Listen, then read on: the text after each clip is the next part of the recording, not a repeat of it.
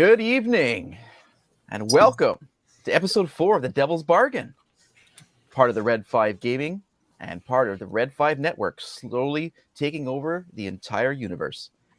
And tonight, the next tale from the bounty board is going to have some new players and some returning players. And we'd like to introduce some of those new players. We've got Fistfire. We've also got Elrond. And we've also got Elixfa. But let's set the setting. So as we remember from last episode, we had just finished the last bounty. We're in the Longhouse, and we're all enjoying our spoils. So once the return from Kornag happened, and before setting down for the night, Kira and Ivana leave the Longhouse on their own tasks.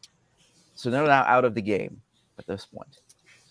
But as you can see, Kark, and since you've returned his family heirloom, has set up almost a little private area for this little grouping to have their own section for sleeping. And that not only shows his loyalty to you, but his preference for the games and for the bounties and these adventurers who are going to take these bounties. So you have a few minutes before you want to settle down. Do you guys want to do anything? You just want to get right to sleep? And it's been a long adventure, and you can certainly get the long rest that you all need and reset your hit points and reset your spells for the next adventure.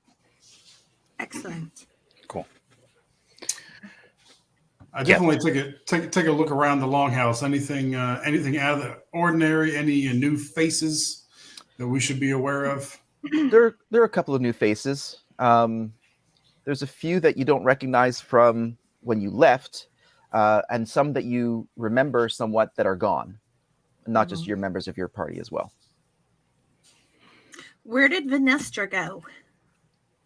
Did she go with Ivana and Kira? Oh, yes, she did.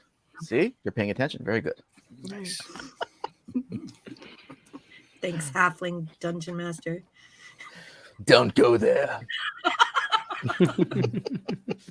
I'm much better than that halfling.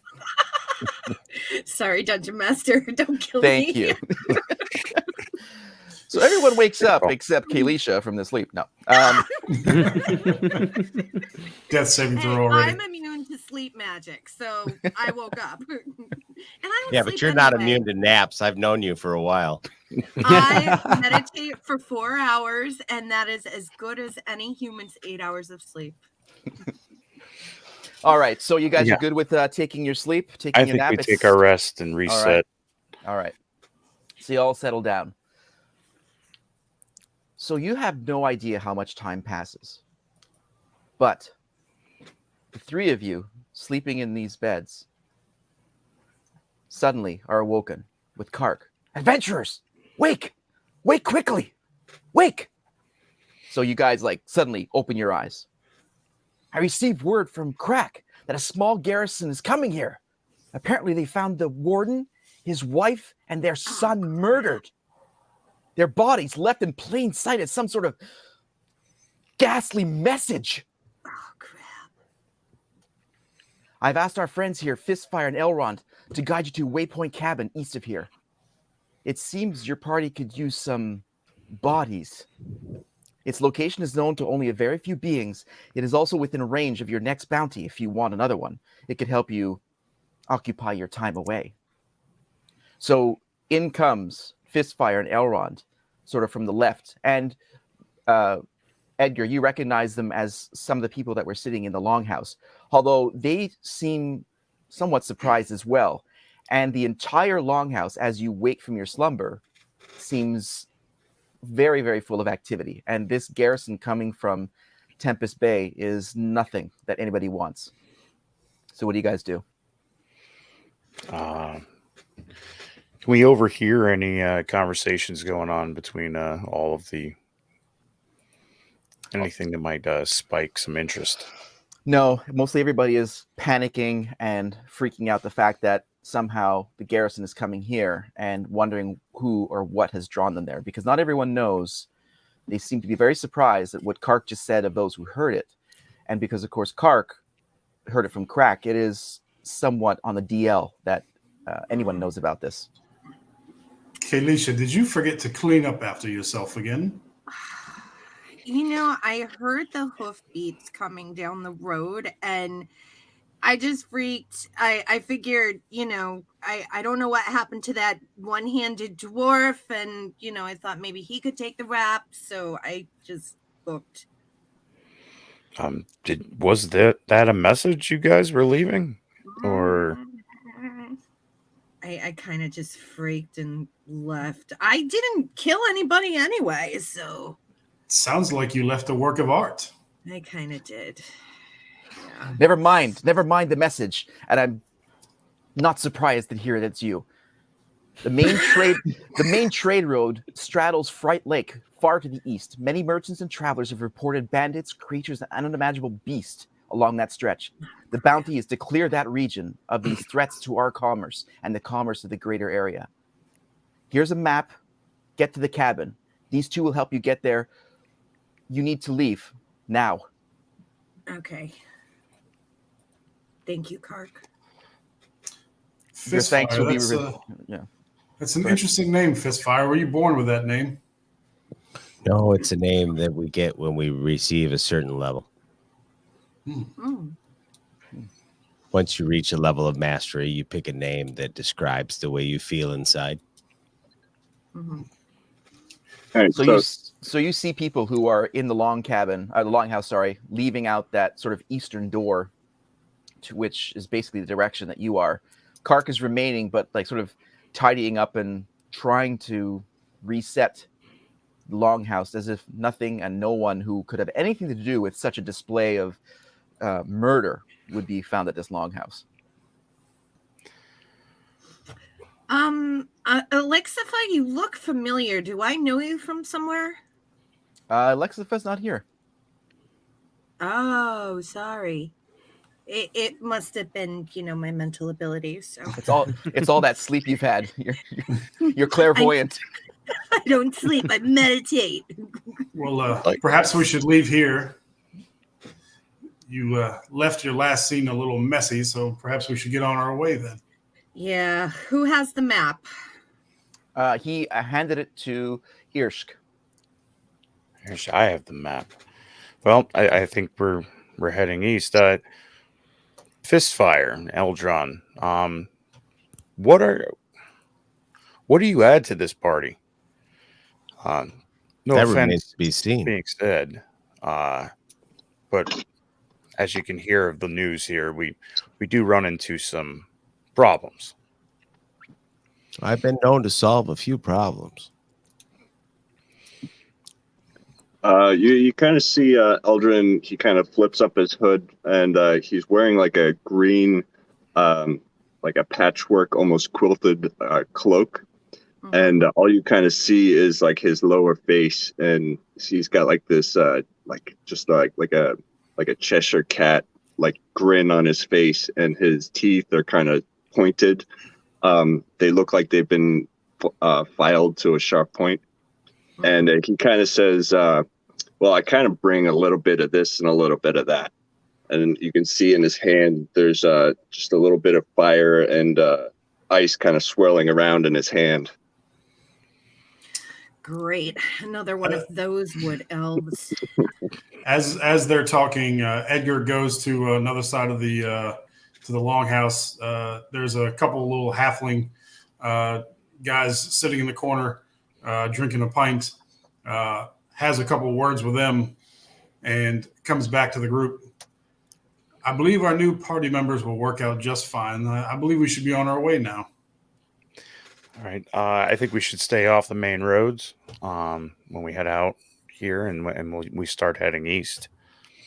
And so as you guys make it towards the door, Kark is there, meets you there, and says, there's equipment at the cabin, rudimentary at best. So I hope you have what you need with you. But I will send word if you need something. I will send a messenger. You have about 6 hours travel time to get to that cabin. So it is time to move. In the equipment found there, are there any potions of any sort? Absolutely not. You're lucky if you'll find oil and a flask and perhaps some matches. I will This is take the oil and matches. I could find a use for those. Well done. All right. How close is I'll this? take the flask because you just never know. Well, once you get to the cabin, you can have everything you want. You just Right. need to Oh. leave my longhouse That's about now. 6 Okay. hours. We're leaving. Thank you, Kark. We're out. You're welcome. Kark, So my old friend, calm down, Kark. How close is the garrison now? 5 minutes. I could stay around and get some information, or we could just be on our way. Leave, please. Kark has been a very excellent host. Let's not put him through any more stress that he really Thank doesn't you. need right now. I I guess we'll appreciate not that. wear out our welcome. Thank you. Eldrin doing is this for already your- out the door. I'm doing this for your protection. All right. So let's. he like literally shoves you out the door, like he's like shuffling you in his stature that he can, or like basically patting your butts as you're walking out the door to get out this east door. And you see that the map itself is completely off the main roads, so that's definitely a bonus. So he gives you that and sort of gives you a path through, and it's barely even dusk at this point because you guys slept through most of the night, and that's why you're all rested and you have everything back. But it's barely dawn at this point. Okay. Well, Ersk, lead the way. So what's Yeah. your marching order? I'm a natural explorer, and I am an adept at the woods. So I would say I should probably go first. Can you see in the dark? I have dark vision. Okay, I do as well. So can you guys list me your marching order, please? So I'll take lead. Yep. Okay. I will go right behind the ranger. Okay. I pick all the way in the back. So let I'm me the fill in caboose. everybody else. Who's after Elrond? I would like to go in front of Edgar because I don't know these new guys yet, and I just want to make sure that they're really going to help us and they're not going to book. So we'll do it's a then fist fire sandwich. Fist fire sandwich. fist fire. Kalisha and Mr. No Confidence Edgar. All right. So you guys head out and you're booking it, not at a run, but a good fast walk pace. And you look back and you see the garrison coming up to the longhouse from the opposite side because they sort of round off the main road coming into the longhouse. Timing was perfect, and Kark wasn't lying at all that you guys literally had seconds to get out of there and to make enough distance out of there to not be suspected. So you guys begin your walk. Do you guys have any rations, any sort of food, because you guys did not have time to eat? I believe I have about a day's worth. stash. I know I have a stash. I just can't find it at the moment. Your I inventory. didn't really have time to organize my backpack when I threw everything together. Which makes sense. There's a hand in there. You just got to throw that out of the way. There's a Bologna lot of sandwich. rabbit fur. Bologna sandwich underneath the hands. Ivana took the hand. I Yes. saw her with it. Yes. Eldrin always carries a little satchel full of trail mix, so he's good. Nice. I barely eat, so I'm fine. Okay. Just to throw in there, I don't need to eat, but I do have a day's worth of rations that I'm willing to share. All right. So you guys sort of march your way away from the longhouse. And Irsh, can you roll a 20 for initiative? For perception.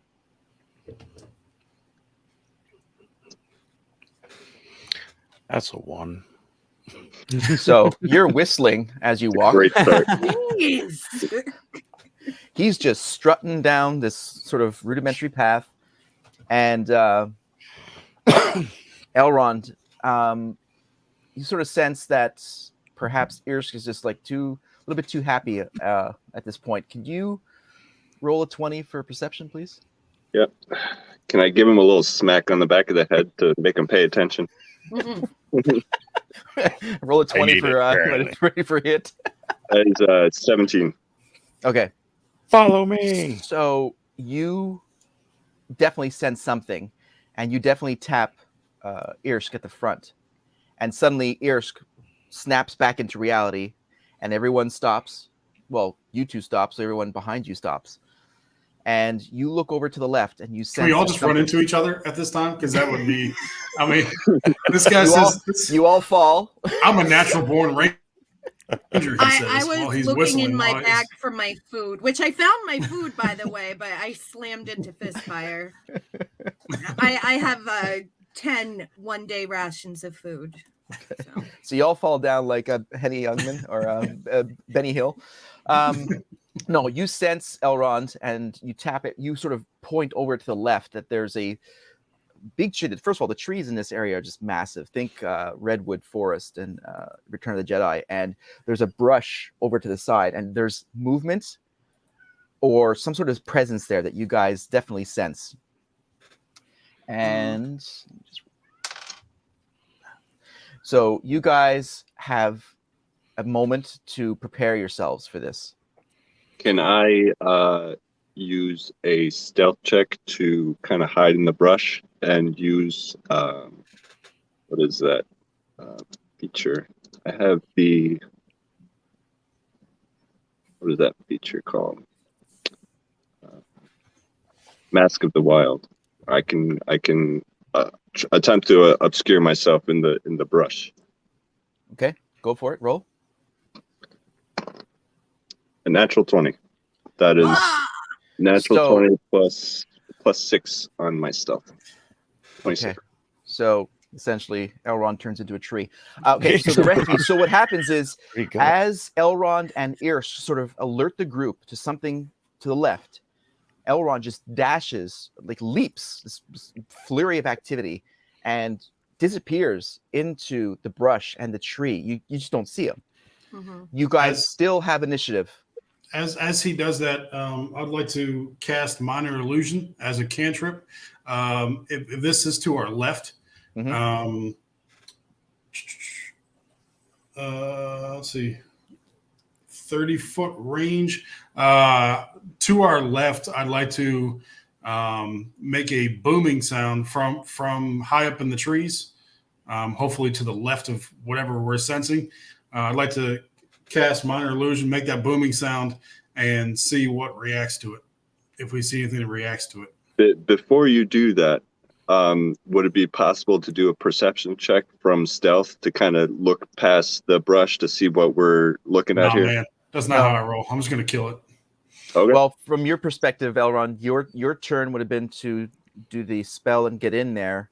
Okay. For Brad, sorry. You just be a tree. Yeah. For Edgar, no. What I will do is okay, well, I'm not going to tell you what I'm rolling for. You jerks are trying to get the stuff out of me.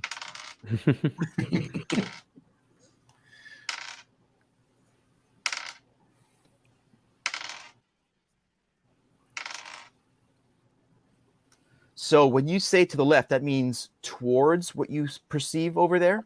Yep. Let's sort of draw them. Okay. So you see 4 wolves jump from behind these bushes towards the sound you projected and are distracted by this.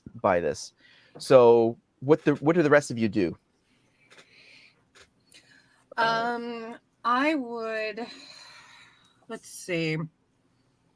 I mean, it looks like they're obviously aggressive, so we're going to have to fight them. I would like to try to calm them down first. I have Druidcraft. It's a harmless sensory effect in nature. Maybe lull it to sleep or something. Okay. That's a saving throw versus for them? So you're looking at the 4 of them. What's your casting area on that? And is there like you target one, or is it an area effect? Do these wolves look aggressive at the moment? Like they're ready to go after whatever is going on? Absolutely. 100%. Okay. Yeah, they are not friendly and they're not looking for cuddles. Okay. Kaylisha, you got one try or we're killing these things. Yeah.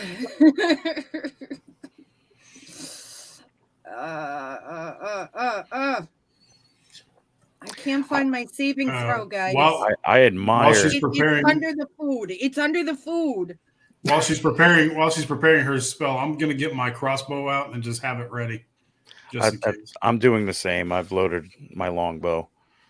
Well, Edgar, your turn would have been to cast a spell, right? Oh, are we actually in combat now? Well, I'm treating it as yes. Okay. Well, then fine then. All right, then. I lost my spell, you guys. Go ahead and get the wolves. I lost my spell. So then we have Irsk, and we still have Fistfire to choose what they're going to do, and Kalisha, because you still have a turn, or at least preparation. You guys got the initiative. That's why I'm giving you each sort of one turn to get prepared for the attack.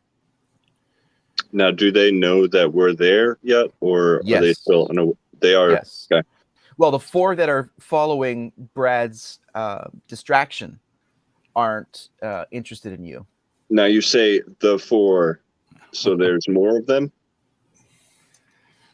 Don't do that. But yes, there's more than 4. You sense that there's more than that.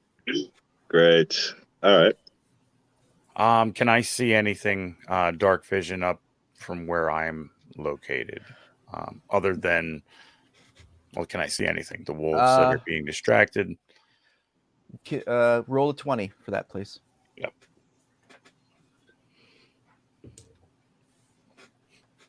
It'll be a 3. Everything's bliss for you. Everything's good. No, you just see the 4 that have been distracted, but you still have your turn to. All right. I might as well just take a shot at this point because it's bothering me. So I'm going to take my longbow. I'm going to take a shot at the closest wolf out of the 4 that are distracted. Okay. So roll a 20, please.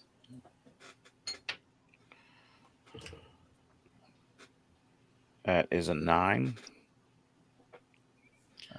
Yeah, you miss on that one. +1 on the initiative. 10. +1. Yeah, no, you miss on that one. Nice. But the fact that you missed allows the wolf to continue to sort of be distracted by this sound. Fistfire, what about you?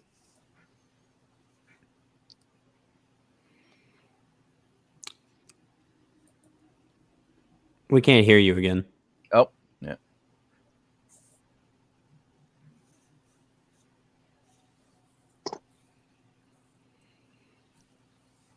The monkey's meditating.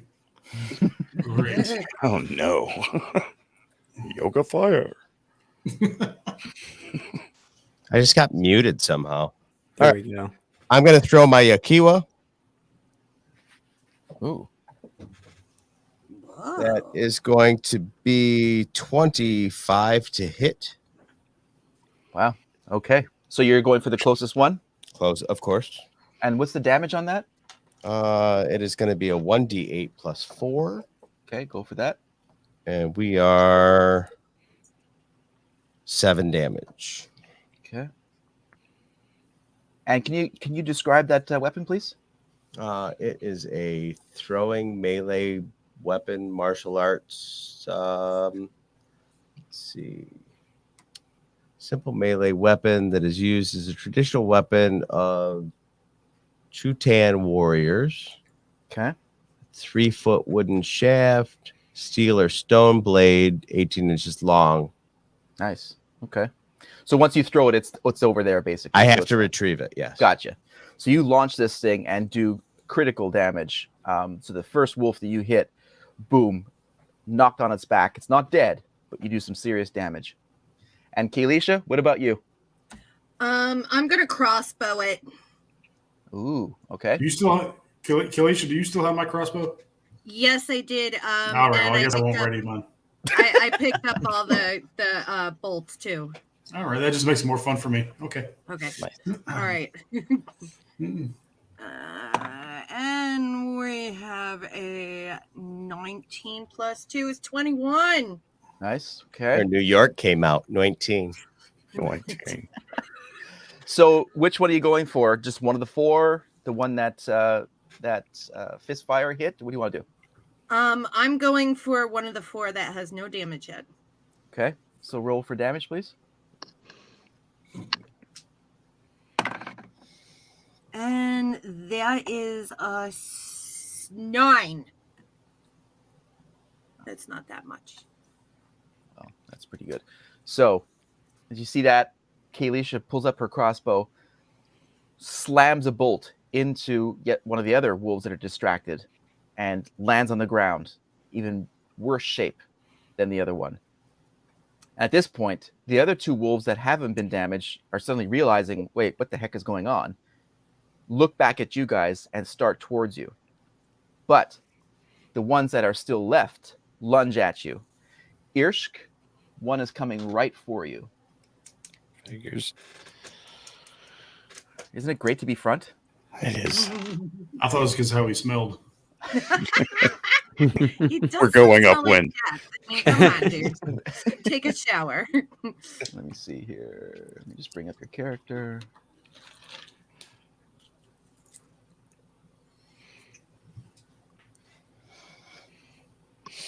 Oh, that's a hit for sure. Okay. All right. And so the first one lunges at you and bites you right on your shoulder Nice. and does 5 damage. Nice little gash on you. Mm. Ooh. The second one also lunges out. Now for Elrond. No, sorry. Now for Fistfire. So it lunges out, and Fistfire, you see this thing, this fuzzy, furry thing coming at you. Massive teeth. Yet also out of the corner of your eye, you see this dagger flying through the air, slamming it from behind, a critical hit, and yelps, hits the ground, dead. Oh. That's the sexiest thing I've seen all day. Wait. See? Huh? And someone comes out from behind one of the large trees. And who is it? You guys really need to check who's alive and who's dead. Good thing we got you to stop cutting off that foot.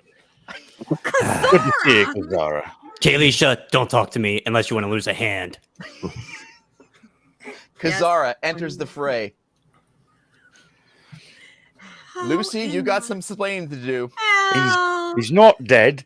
He's not dead Only yet. mostly dead.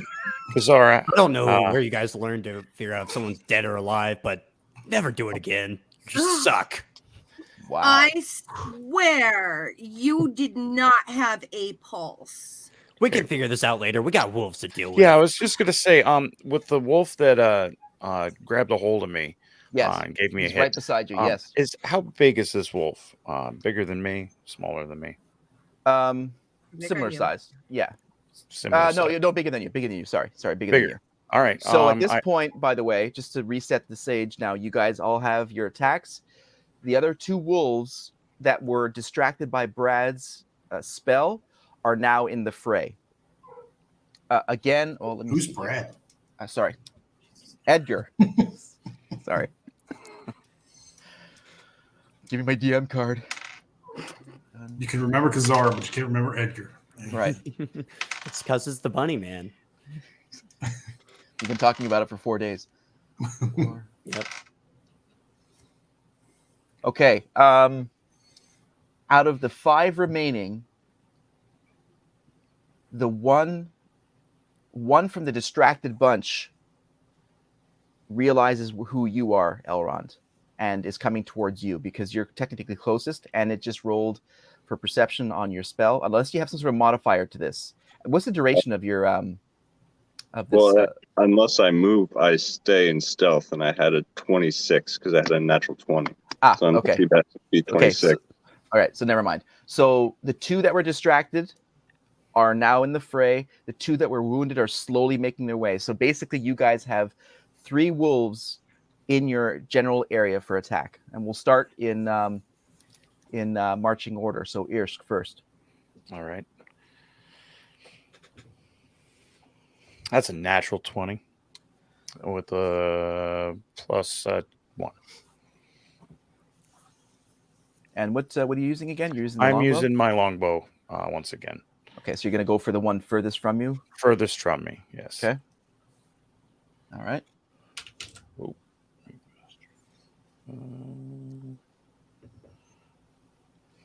And that would be a 4 for damage.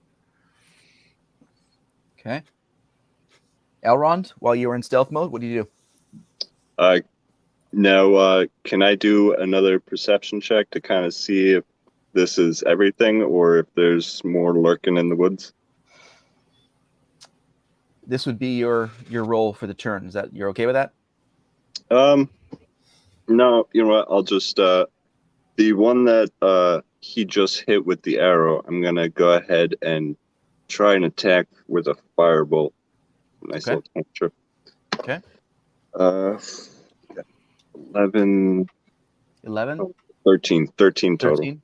That's a hit. Okay, and that's 10 is 8 damage. Okay. So it's a firebolt, you said? Yes. So as this wolf is hit by the arrow, you turn, boom, light it on fire. It goes up like a flame from hell itself, dead immediately.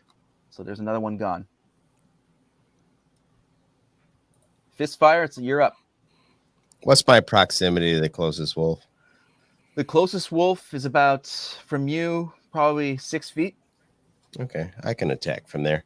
I'm going to attack with my quarterstaff. Nice. Okay.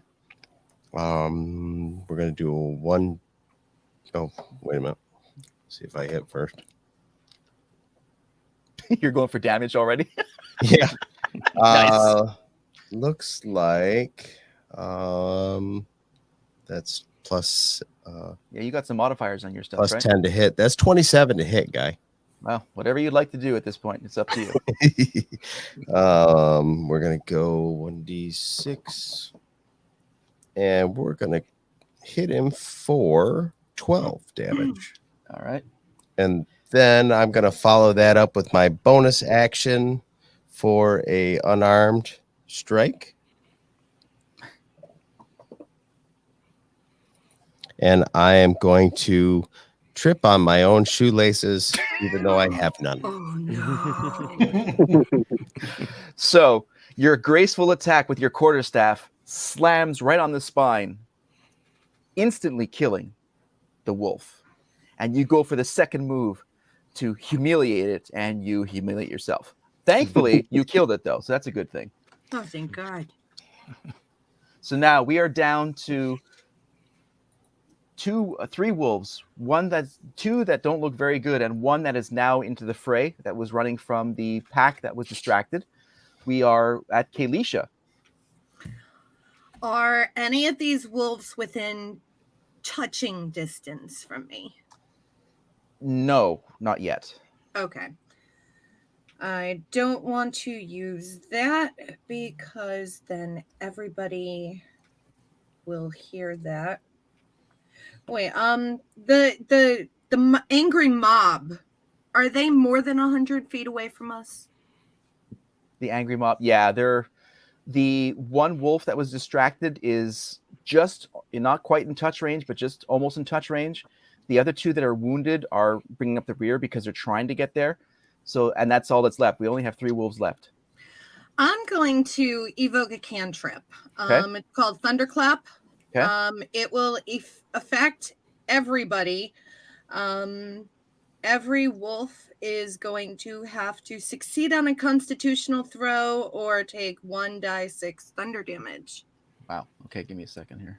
You Wasn't got expecting it. a constitutional throw. Yeah. Wow. Oops, wrong one. Sorry, surprising. I was going to say what that was, but I'm not going to say that because it'll ruin the story. All right. There, that makes more sense. Throw is 13. Okay.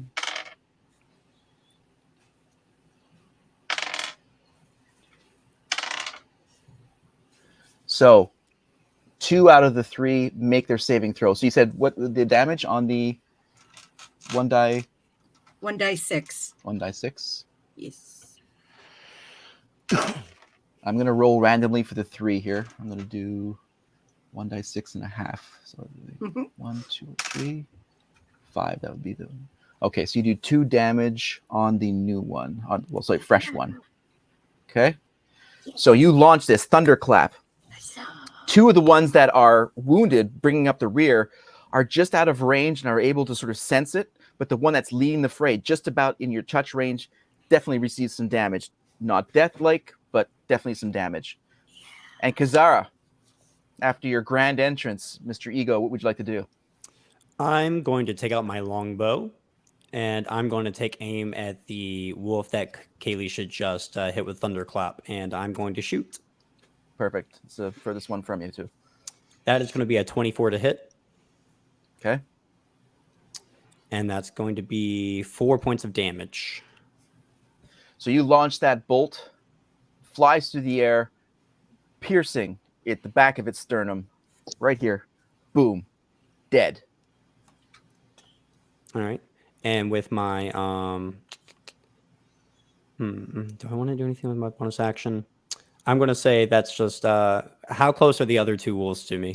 They're not within touch range, but they're through the bushes, so they're still within bow range. But yeah, not touch range. Okay. I'd like to. Are they like standing away across from someone? They're closest at this point to Irsk, actually. Irsh.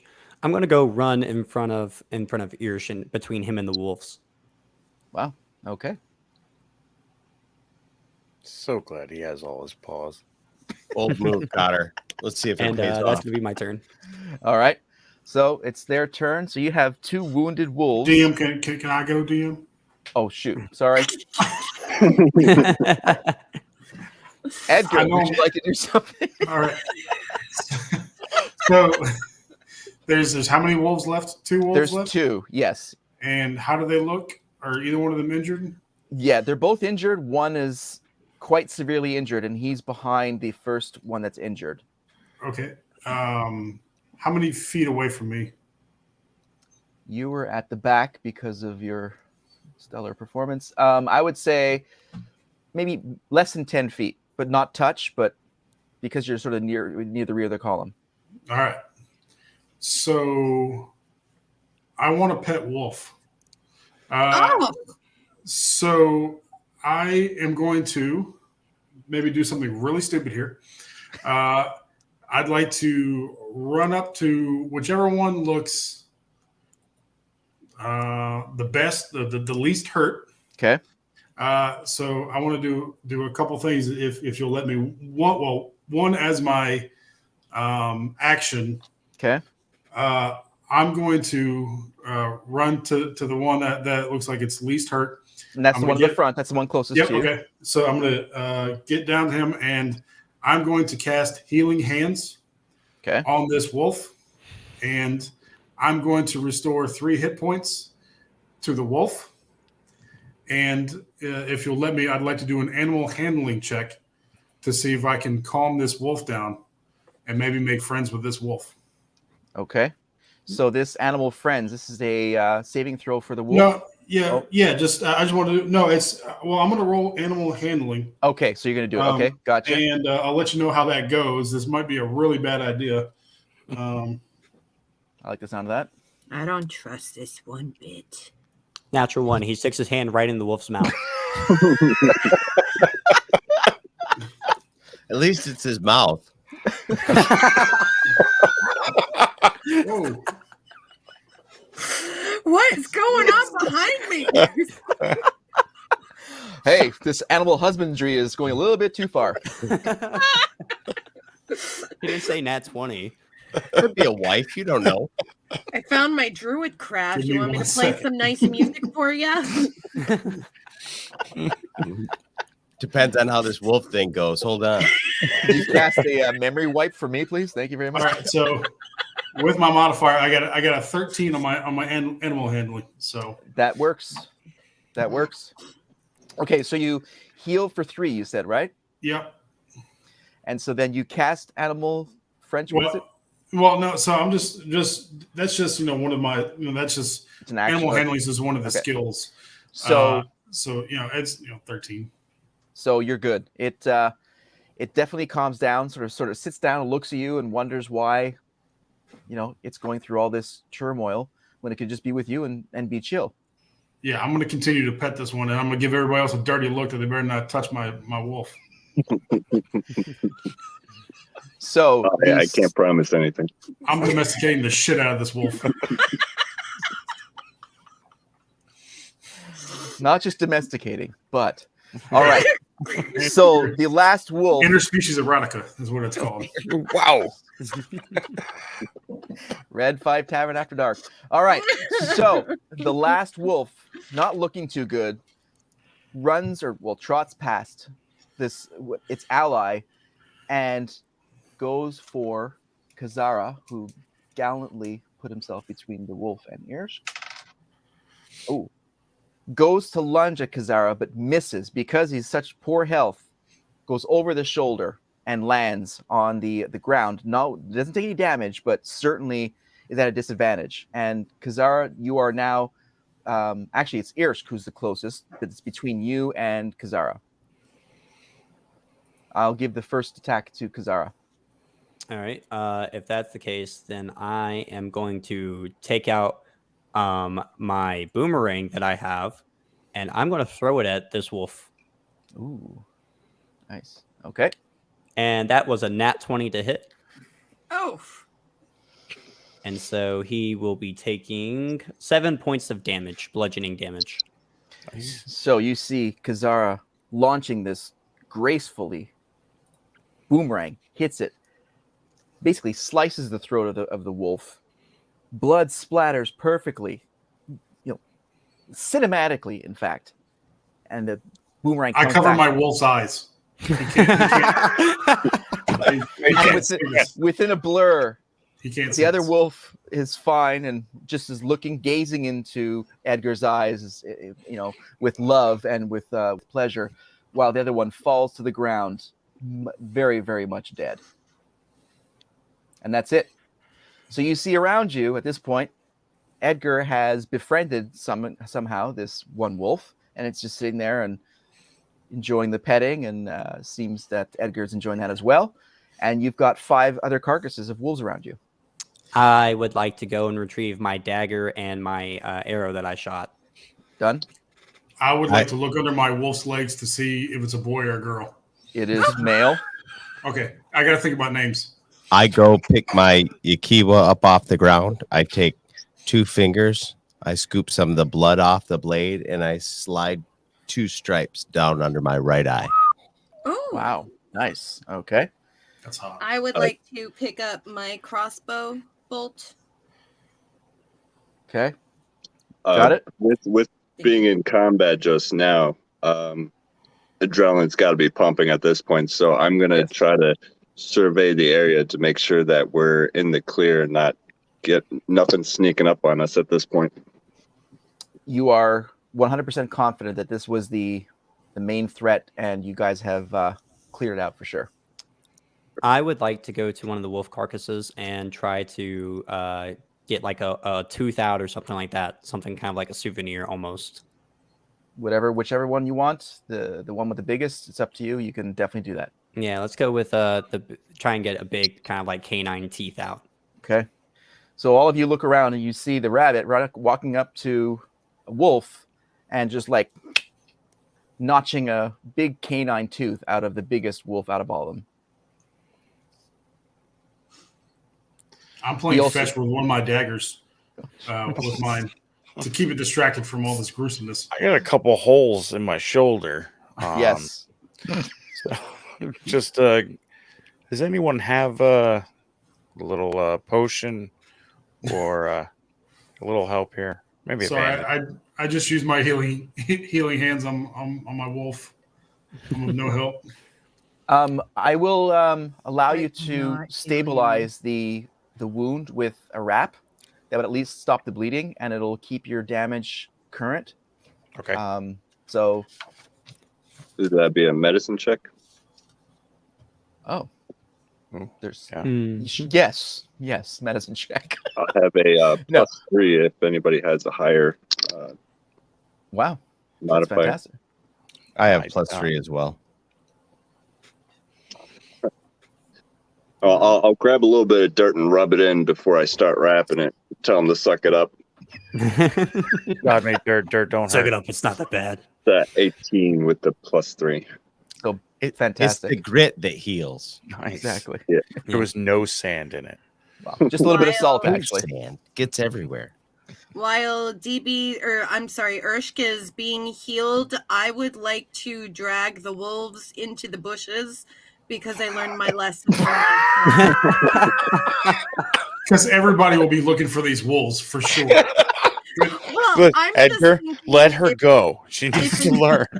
If an angry mob comes up and sees all these dead wolves all over the path, they're gonna know somebody had a hand in this. I would like to see does it look like any of these wolves have any like meat that maybe we could carve off to probably cook and eat?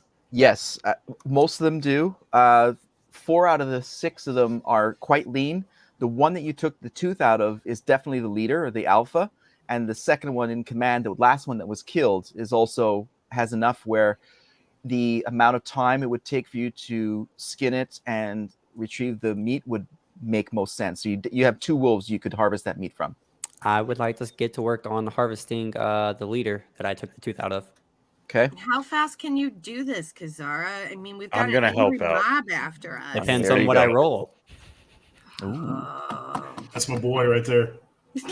What would you like me to roll for Boy. this, DM?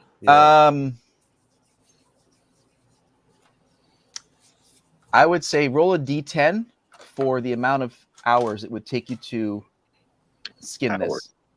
Do we have that kind of time? Well, let's see what he rolls. 2. 2. Ah! So you see him starting to skin the largest one, and you can see that it's going to take some time. Does anybody want to jump in and give him a hand? Yeah, We- definitely. If we, with Urshk hurt, if we want to take a short rest here, I think we can do that in conjunction with a short rest. If we want to skin and get the meat off these. Okay. All right. I'll help Kazara. I'll help Kazara because we need to. Well, while get they're going. doing that, I would like to use the hempen rope that I have in my bag here, and take up one of the leaner wolves on the ground and kind of lynch it up into a tree and display it out as like a warning to other wolves to not mess with us. I was just hiding the wolf carcasses. I kind of go in the opposite direction. I like everybody to know that not to mess with me. Okay. Wood elves. I don't know about these wood elves. So you do that with ease, no problem. You do that, and so the rest of you are resting. Any plans for setting a watch? Are you all just sort of checking out for a few hours? I was helping Kazara skin the wolf faster. Okay. And myself and my new pet will walk the perimeter All right. while we're resting. How long are we talking here for this short rest? 2 hours. 2. Okay. As is monk tradition, I'll drop into a meditative state. Nice. Okay. All right. So you guys take a rest, and Edgar and his new friend, when we get a name, we'll get a name. Sort of walking the perimeter, checking things out. No encounters, nothing happens, and the wolf is successfully skinned. You also have a wolf pelt, by the way, so you can do with what you want that. And you have some meat, and you are now free and clear to continue on to the cabin.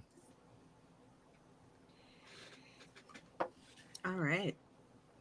Let's Urshk, lead the way. Yeah, you're still the we're map. going to continue holder. following this map. Let's So, go. yeah. Cora. And where's Kazara in the marching order now? I would like to walk right behind Kalisha. Okay, and then we still have Edgar bringing up beer. He's back there Well, playing with his dog. yeah. Edgar's at the doggy park. While we're walking, I would like to turn around and ask Kazara, seriously, dude, you were dead. What happened? You may think I was dead, but you just don't know how to look for someone that's alive. How did you come back to life? I wasn't dead. I was just drained by that weird whatever it was that we had to get. Yeah. All I knew was a couple of minutes later, I woke up and everyone was gone. The bodies laid out on the floor. And I heard guards coming. So I kind of booked it into the woods and, finding my way, running into you. That's why I left so fast. Kalisha, It was you're new worth to it. this whole death thing, aren't you? A little bit. Not very many deaths in my forest where I come from. So He was clearly only mostly dead. I could have sworn he was dead. I mean, Well, next time, check for an actual pulse. And know that us rabbits' pulse runs differently. God. I'm sorry. So as you're all infighting, after several hours, it's just coming to dusk at this point, and you come up to the cabin, and you can completely understand why this is so secluded, but also quite unknown. It's close to a ridge that has a forested sort of barrier, as it were. And behind it, you also have this ridge that goes up behind it. And it's right at this lower edge of the ridge. You have these two steps. And the second step looks down into the valley. And far off into the distance, you see Fright Lake, for which this area gets its name.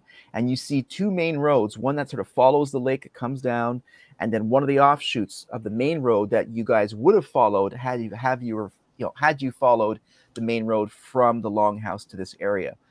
And this cabin, if you walk towards the edge and beyond the tree line, gives you a very distinct look of, the high ground, as we would say, to this clearing area and forested area. You have like sort of hills up towards the right and the lake in the background. And this is where the reports are coming from, because you're now at the cabin. So the main area where you guys are concerned with is down there. But at this point, it's dusk. And you guys now just travel for about another 4 hours, and Irsk is doing okay, but he could certainly use a good sleep. And you guys are hungry at this point again, and you have some fresh meat. So what would you like to do? Can you remind me again why we're heading to this cabin? Yes. So the bounty is there's merchants have reported while on the travels between these two roads, or at the crossroads, that they've faced bandits and creatures and unimaginable beasts along this stretch. And so for the longest time, merchants have avoided this area to get their products to either Tempest, the city, or the longhouse. So the bounty was to clear this area of these distractions. Okay. So we're just going in to hurt the bad things. Yes. While also ducking away from the garrison that was heading towards you for some to figure out who had murdered the warden and his family. Mm-hmm. And does the contract say that everything is kind of centered around this cabin that we're heading to? Yes, the map indicates sort of like the area on this map is sort of circled, that engulfs, doesn't necessarily engulf the lake itself, but it certainly envelops the region below you and surrounding the T where those two main roads intersect. So that's definitely the hot area here. Okay. So, any particular reason why you guys are here? That's true. He doesn't know. I mean, I was just running through the woods trying to get in my surroundings, but what were you guys doing traveling through there? Who, me?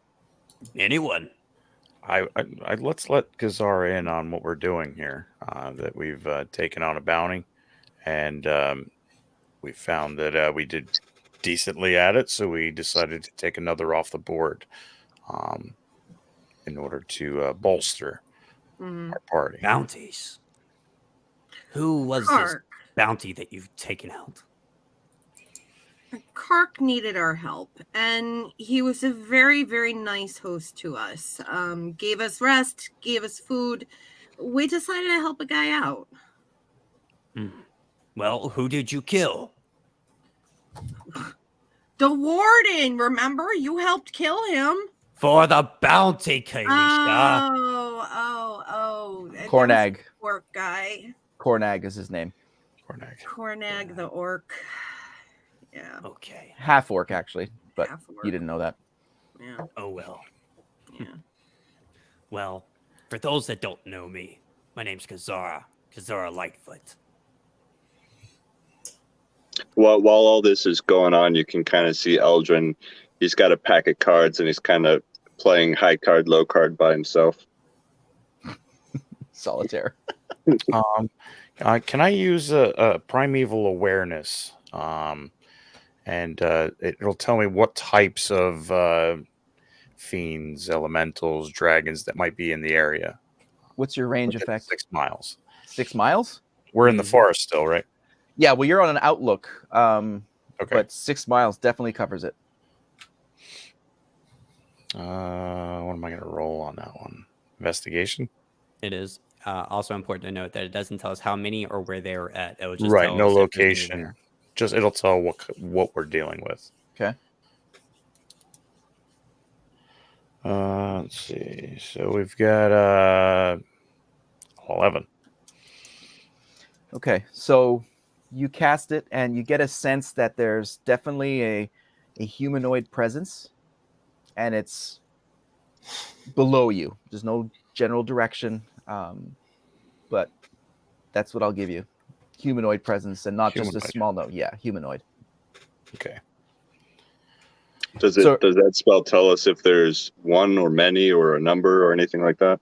It won't tell us how many. It won't tell us Okay. the location. It just tells us what we might be dealing with. So that Alright. rules out your dragons, elementals, Yeah. undead. So we're here to clear out the road, right? Yes. Yes. And you look at the map, and there's 2 roads. One of them is the Fright Lake Pass, which is the long one that sort of follows the curvature of the lake as it comes down. And the one main road that would have led to the Longhouse was Fright Lake Road. And the area that is encircled is those sort of a T point where they connect. And in that area, the forest that lies to the bottom of that is Fright Lake Forest. And that's where Irsk just sensed sort of humanoid presence. It's a borderline roll. That's why I'm giving you that information. Okay. Did any of you guys need to eat anything before we? Well, now Shoot it's night. path. Now it's night. Or it's just getting to night. Are you guys actually in the cabin or cooking food? I mean, there's meats and that kind of stuff. I use my druid craft to start a small campfire so that we can cook our food on it. There's actually in the cabin. There's a stove, which I would you like guys to can cook use. our wolf meat then that we just got. Okay. So you do so. You light the fire, and there's tinder, and there's a few logs in there. It's part of that rudimentary equipment that Kark mentioned. Nice. Make I'm a going to nice chain bowl. up my wolf outside so he doesn't smell his family burning. Good idea, Edgar. Good wolf. Break out my I'm going to spices. We taunt have the a nice wolf looking wolf feast. outside, just taking a bite out of it. Can I gain some hit points off of our wolf tartar? Yes, you do. Roll a 1d4, please. That's a good protein meal. Nice.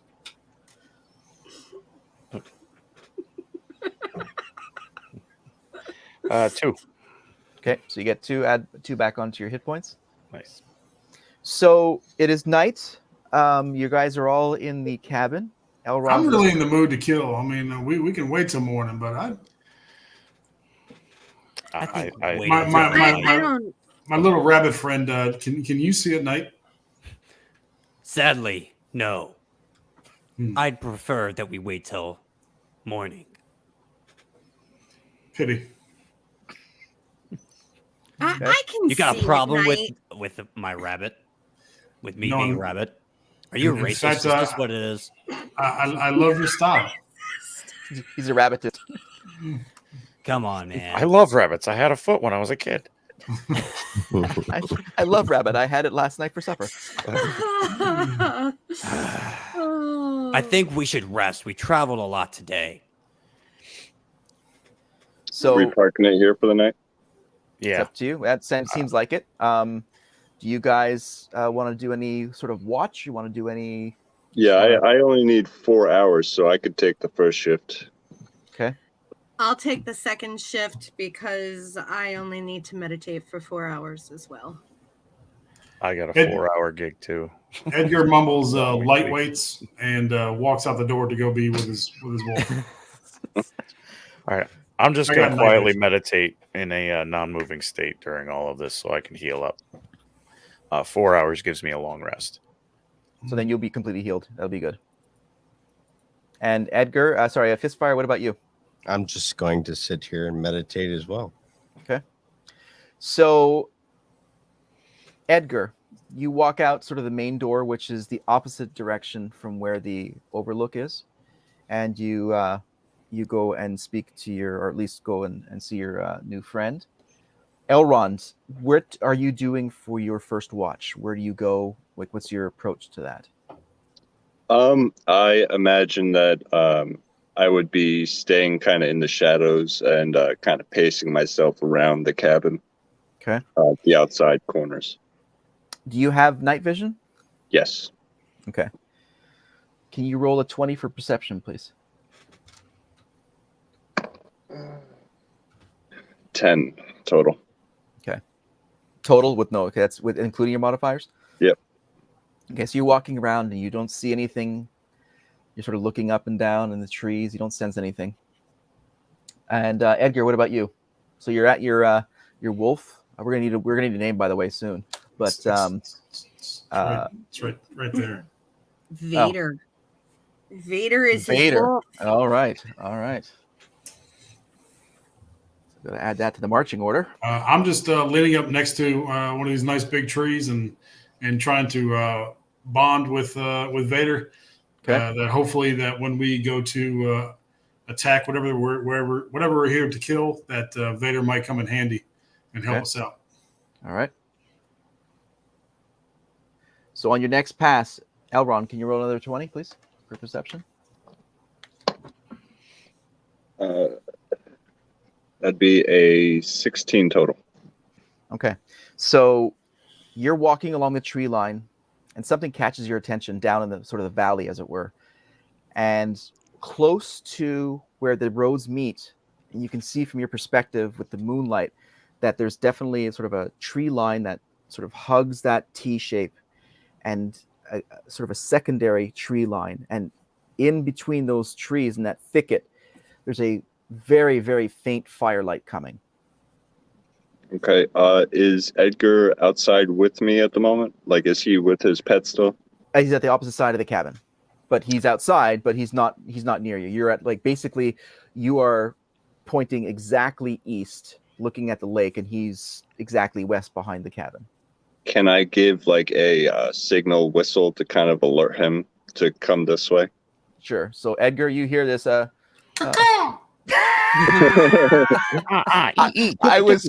was gonna go with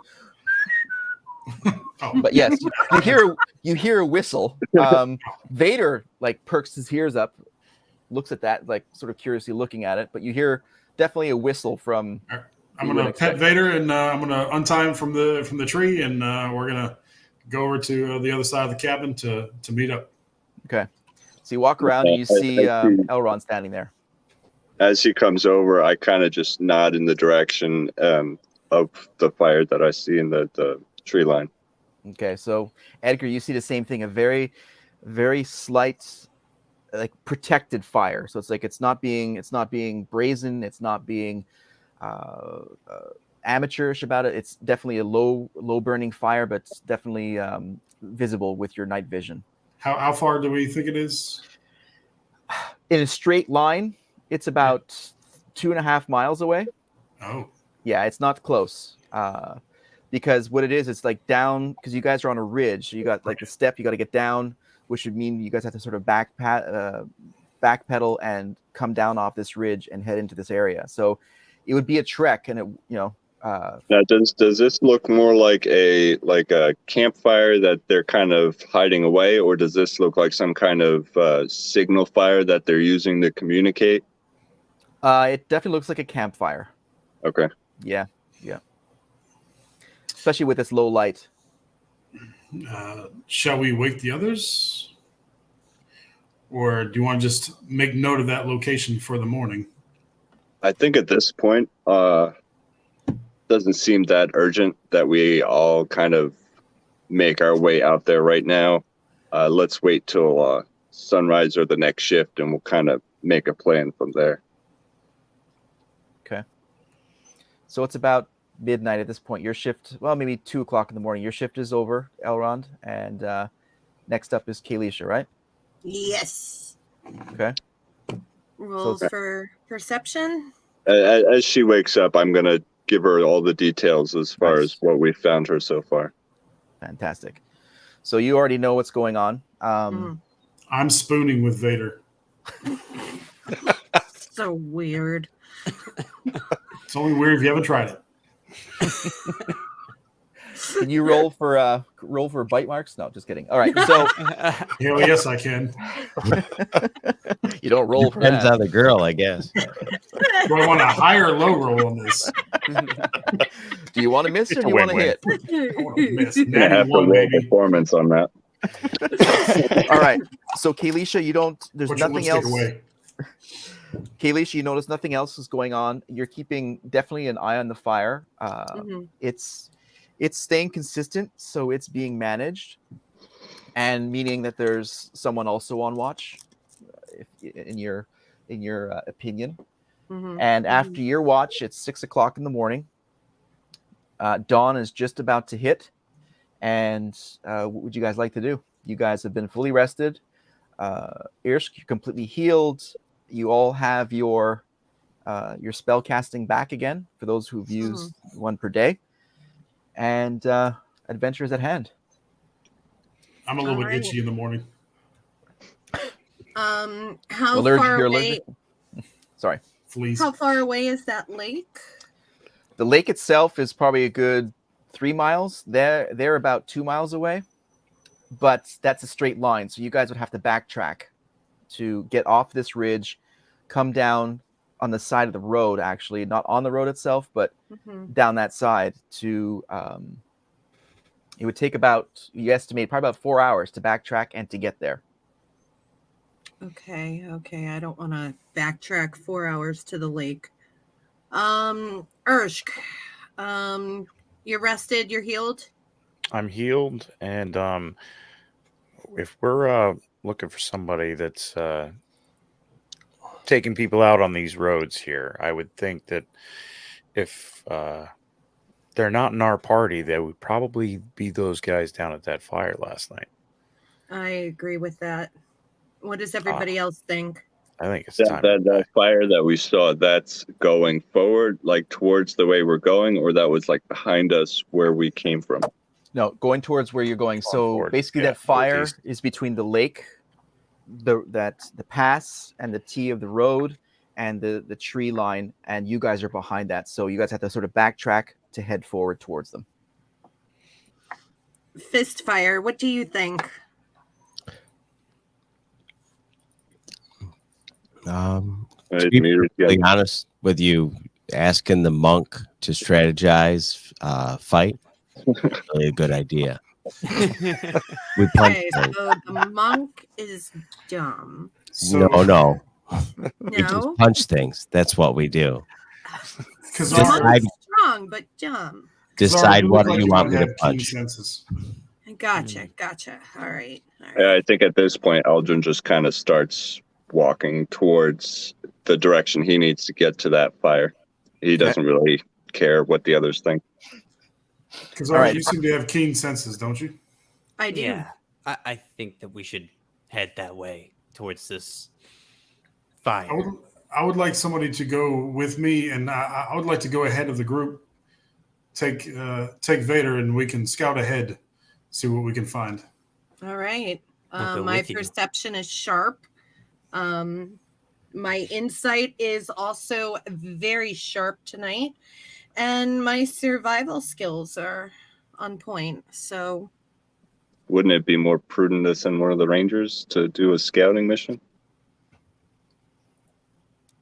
I'll go with Edgar and I don't know Vader. if I trust any of you guys. Ursh will be with you. Don't you trust him? I'm here. Sure, Bid I did do make a big trust deal about Ursh. him not being there when we went to go kill the warden. You're still looking for your trail mix, so Listen, we don't have time for this. Let's just get the job done. All right, so Kazara's taking off with Edgar. So we got Kazara, Edgar, and Vader. We're all. I'm gonna start leading the way. I'm following Eldron down to the way we gotta go. So then you guys, Edgar, Kazara, and Vader sort of are booking it, right? To sort of get ahead of this. Mhm. Yeah. All right. So you guys sort of do double speed. So as I described, you guys had to sort of backtrack down towards the right-hand side of this ridge, come down as backtracking, heading towards the Fright Lake Road, but not on it, but close to it. And you're sort of straddling that. So about 2 hours, you guys, the Edgar, Kazara, and Vader, you come to sort of the first tree line that you estimate probably maybe half a mile between this tree line and where you saw the fire from the night before. So you guys are getting close, but you're about half a mile away. Who's leading the way? Is it Kazara or is it Edgar or Vader? I think probably me would probably Kazara would probably be best. He has the forest is his favorite terrain as well, so get some benefits with that. Okay, so can you roll for perception, please? Will do. Kazara, I'm sorry, Vader also has advantage on smelling as well. Gotcha. Perception for smelling. Yeah, I rolled a 7, so Vader may need to smell some stuff out. Okay. I'll give you a bonus of 2 for that smell because the wind is coming off the lake, so it's actually, we are downwind. Okay. That's just Urshk. I smell a foul. Urshk! 14. Sorry. Okay.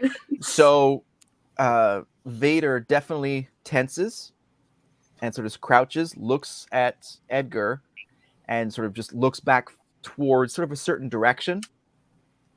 And so now that you guys are focused on one direction, you won't need to roll, but you can tell that maybe That's a shitty band. It really is. What's that? One Direction's a really bad band. Oh.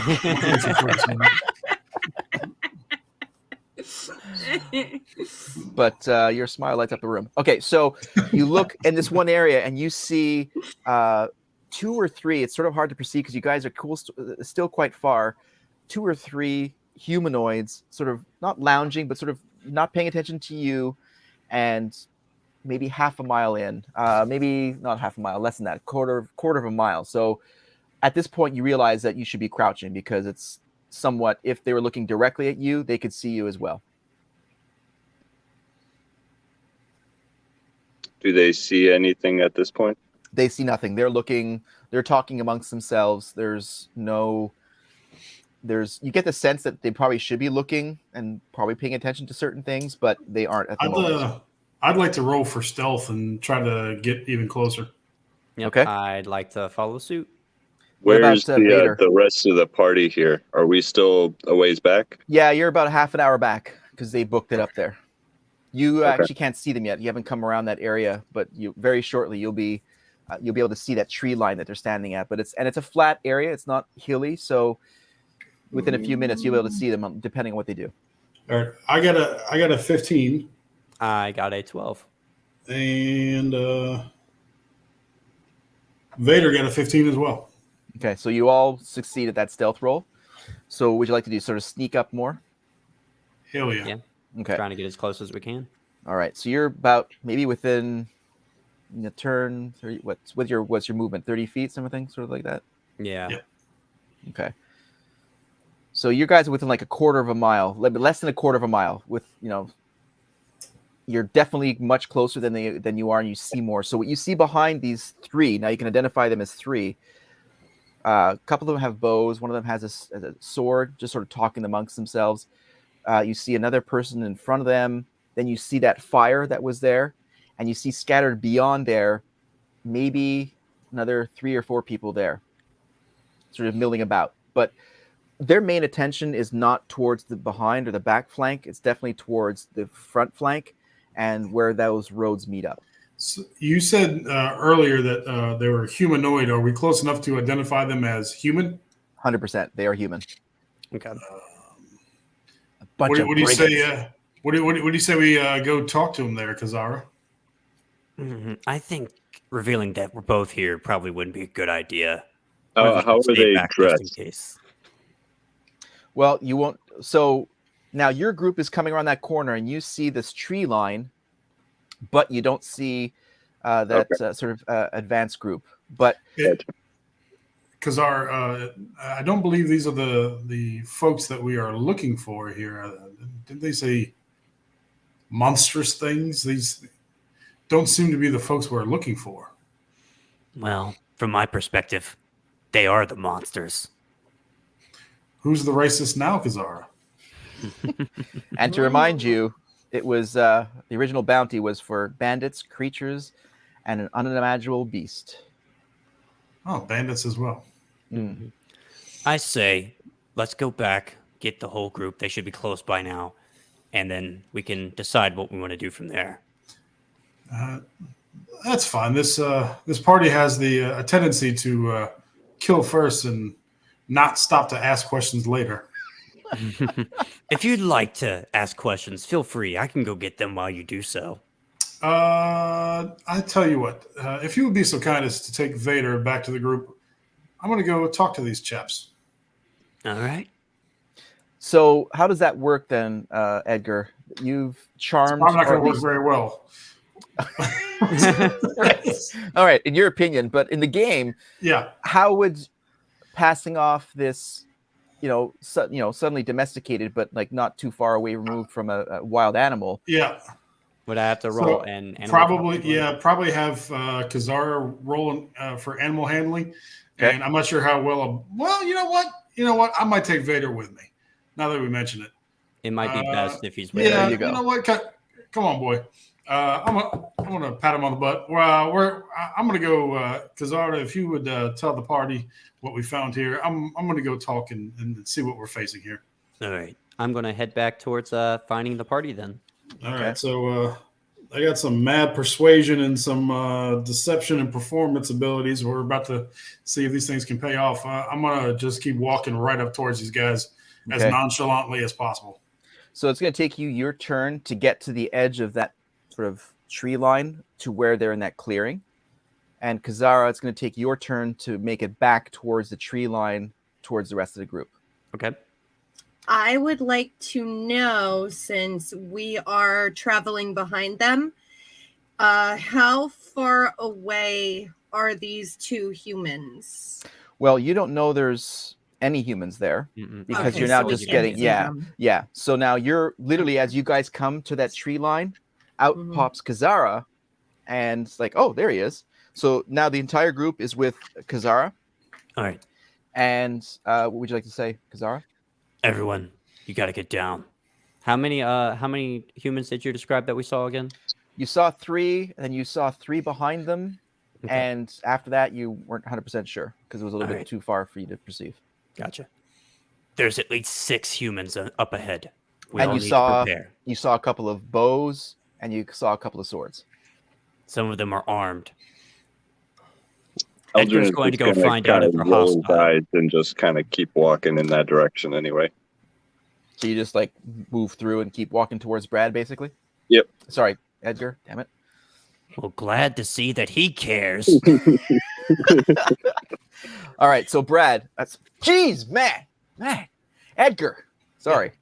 Can you choose like a weird name with like 5 consonants or something? Anyways, Edgar, so you come to the edge of the tree line. Yep. And you just keep walking? Oh yeah, I'm going to walk as casually and nonchalantly as possible, completely unthreatening with a giant wolf next to me. All right, so let me Can I try to hail these guys?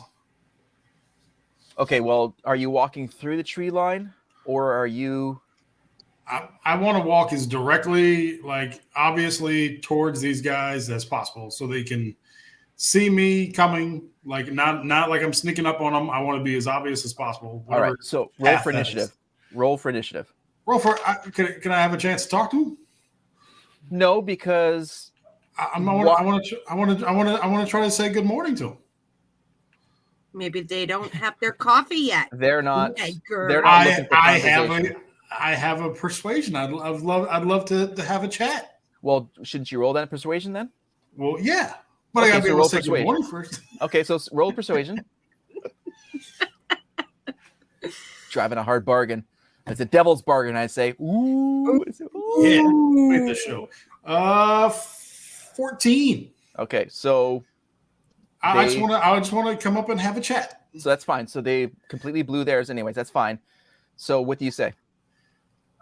Good morning, gentlemen. It's a beautiful morning. The sun is shining. Beautiful breeze coming through. Perhaps you'd love to share with me what you're doing here. So they turn. The two archers like sort of grab their bows and like, what the heck? The swordsman lifts his sword and who are you and what are you doing here? I'm just a common adventurer seeking adventure. With a wood wolf of some sort? His family was brutally murdered. I found him by himself. There was a wolf up in the tree, and I saved this poor little one. He was all by himself.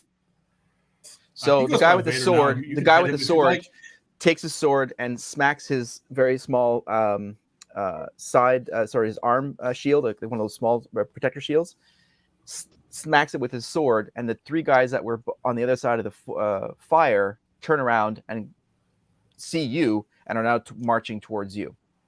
You even more friends. Yes. It's good to see all of you, and your breakfast smells delicious. I just had some. You don't need to offer any to me. I was just coming to see what you guys are up to, and maybe you would need help. Charles, while this is going on, are we walking towards the area? Yes, you are. Sorry. Yeah, I don't want to leave you guys. So you guys are coming up towards that ridge line. And actually, as you're walking towards that ridge line, you see Brad just poetically talking to these now 6 brigands. Damn it, Edgar, chew your gum. And the one with the sword, after he tapped his shield and listening to your fantastical story about some pathetic wolf, strikes you and does. How far away are we? You're about 30 feet away from them. Okay. Excellent. 6 damage. All right.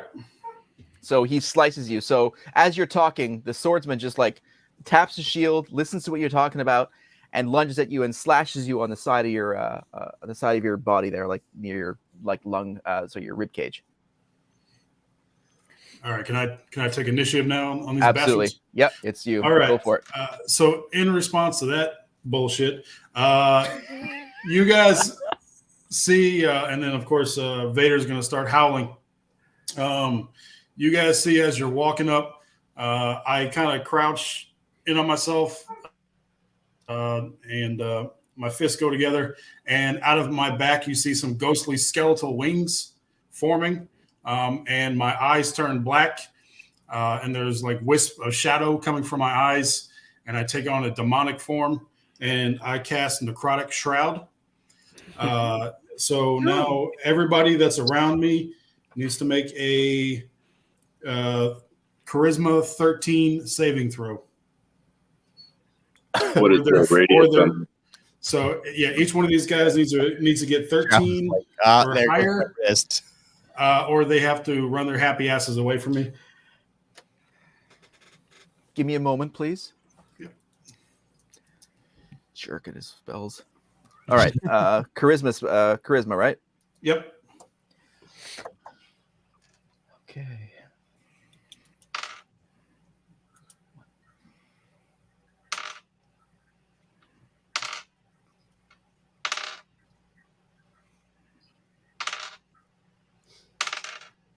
Sounds like halfling dice. Who asked you? All right, so you've got 6 in front of you. You've got 2 archers. You've got 2 archers. Actually, you got 3 because they came from the side. You've got 3 fighters. 2 archers and 2 fighters did not make their saving throw. So, can you repeat the damage, please? All right, so there's no damage on this one. On my next turn, I can do increased damage on my next turn, but until the end of my next turn, they are frightened of me, which means that they have to actively run away from me. Okay. So they have to run in some direction away from me. So after you cast that, as you guys are basically the rest of the party is coming out of this tree line, you see Edgar cast a spell, and 4 of them retreat back to the other side of the campfire, leaving 1 archer and 1 fighter, looking at the other 4 like, "What the heck are you guys doing?" They ran like opposite where we're at. Correct. They ran the other side. Yes. Because we're coming in behind. Correct. Behind Edgar. Exactly. So basically, it's you guys, then Edgar, and then 2 remaining. 1 archer because he's holding a bow, and 1 guy who's holding a sword. Mm-hmm. And it's actually your initiative at this point. So let's run through. So let's do Fistfire first, and then we'll do Elrond. Actually, Elrond first because you sort of left first because you're a rebel. All right. Yeah. We got Elrond and Fistfire, then Irsk, and then Kalisha. Okay, so Elrond. Now the patches we spoke about. Am I able to use these offensively like I asked? Absolutely. Okay.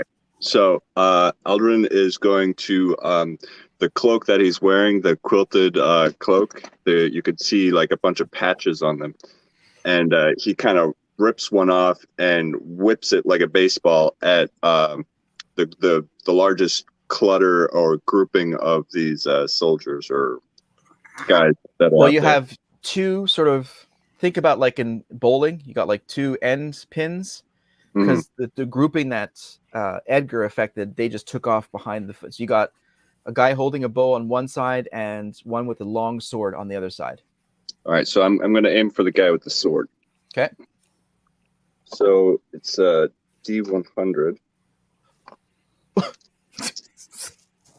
D100. And that would be a 98. Is that 98 damage?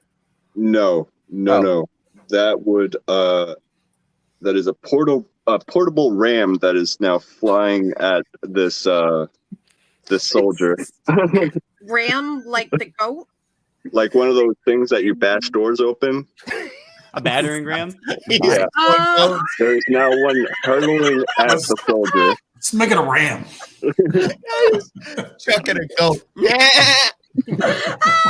Now, what would you say is the damage of a battering ram flying at about 60 miles an hour at your face? Honestly, I would say 2 die 20.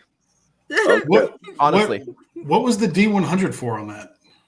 It's they're random patches. I have 10 patches on my cloak. I have a robe of useful items, and I don't know what the patches are, but when I activate them, I have a table here. You're Inspector Gadget? 1 to 100. Yeah, basically. Go Gadget battering ram? Yeah. Okay. At least And it's not what a else? So the goat. first one is a 20, and the second one is a 2, so 22 damage. Okay. Well, I mean, you Asshole should have run. He should have run. absolutely obliterate. There's more splinters of human skin than there are splinters of your battling ram. Yeah. And I see in the chat that a bunch of goats are those rams, but yeah, he's not throwing Tom Brady. He's throwing a ram. So, so can you please remove? So now you have 9 patches. That's 1 Yep. gone. Yep. So immediately you guys see this crazy magic of like this massive ram's head with a shaft reminding you of the massive trees that you guys were encountered with the wolves slamming into this fighter, and boom, he just disappears. He's like shattered. Damn. That's how they won the Super Bowl. Your spells. That's amazing. Now the All brigand right. has deflated balls. And that All right. and So then next up, as that happens, I just kind of give it 2 thumbs up to the others. so you take a Kaylee selfie. just Got shakes it. her head in Gotcha. disbelief. All right. So then after Elrond, we have Fistfire. yes, Fistfire. All right. I run up to the archer. Yes. And At this I point, am yes. going to attack with my quarterstaff. Okay. That's going to be a 17 to hit. You hit. It's going to be 8 damage. Okay. Then I'm going to use my unarmed strike. Oh, sorry. Wrong dice. That is going to be 18 to hit. Jeez. For 8 damage. Wow. Okay. Hey Charles, I forgot to mention that Vader also had to roll for a saving throw when I turned into this demon, but he got a 17, so he ain't scared of shit. He's still right by my side. Oh, so it affects everybody at that point. Yeah, Right? any friend or foe, doesn't matter who it is. Gotcha. So Okay. luckily the party was out of range when I did it. Right. Yeah. No, that's But yeah. great to know. Okay. Nice. All right. So Fistfire just jumps in this graceful leap and just smacks the archer and does a nice knock on him. Next up, we have Irsk. How far away are we from the ones that are fleeing? Probably 45 feet. 45 feet. And what's left? Anything left of the ones that were closer? Anything left? There's one archer that's Fistfire is just right in front of, who just struck him with a quarterstaff. Okay. The ones that are fleeing, does it look like any of them are in charge?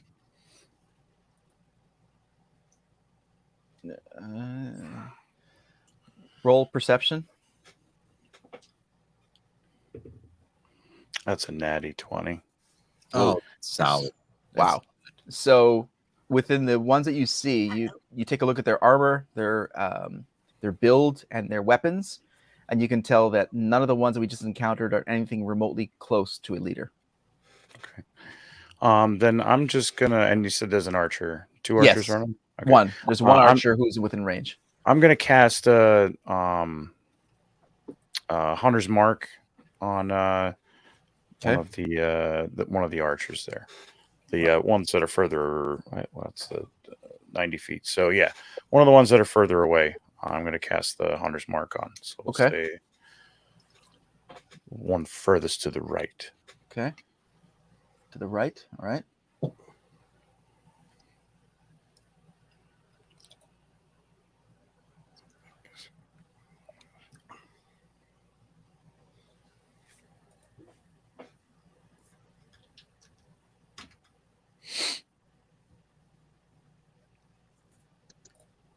So they're going to do a saving throw versus your Hunter's Mark, right? Yes. He fails. So Hunter's Mark. And that gives what? It's a... It gives me another D6 damage to that D6. target. All right. Lasts for an hour, so if I kill him before the hour's up, it'll go to the next target. Oh, wow. Okay. All right. So that's your attack at this point? That's my action. Okay. So we've got Kelisha. I just wanted to say I was ready to charm 2 of them to be our friends and maybe give us some information, but you guys started killing everybody. Dude stabbed me. He did I stab. tried. Yeah, they're not You friendly. tried talking to a guy before he had his coffee. I told You don't that. slash your friends. You don't talk to people before they had their coffee. Yeah, how about you just kill him now? Start rubbing those feet on the carpet. Can I touch anybody? Because at this point, I would love to. Yes, within your turn, the archer that has already been hit by fistfire is within range of your movement plus a touch. Yes. We are going to go to Shocking Grasp. Now, is that a armor class roll or a saving throw? That is a cantrip. Casting range. Did you remember to wear your wool socks? And your cat fur cap? It's a melee attack. Melee, okay. I have advantage on the attack roll if the target is wearing armor made of metal. It is not. These are Okay. low level. They are leather. If I hit, he takes 1d8 lightning damage and can't take reactions until the start of his next turn. Okay, So it's just roll, against your armor class. right. So what's your so roll d20 for a hit? All right. That is a 15 That is a hit. plus an 8 for modifiers. Wow. So that is a 23. So you hit for sure. I shocked the freaking. Here we go. So roll for your Yes! damage. Finally, shock Yes! touch works. Yeah! It's about damn time. It only took 4 episodes. Sorry. I'm looking at this and I'm fucking shocked. yeah. I'm wondering why she's so happy that this is working. My ear fell off. I lost If an you know, ear. you know. I don't even know where it is. Not such a zapper as much as a fizzle. Hey, I got the dude this time. Yes. So So what do you roll? It's 1d8, what's the right? damage? Yeah, it's 1d8 for lightning damage. Okay. Yep. So that's what you roll. Yeah, that's your. Oh shit. I'm gonna go ahead and roll that D8 now.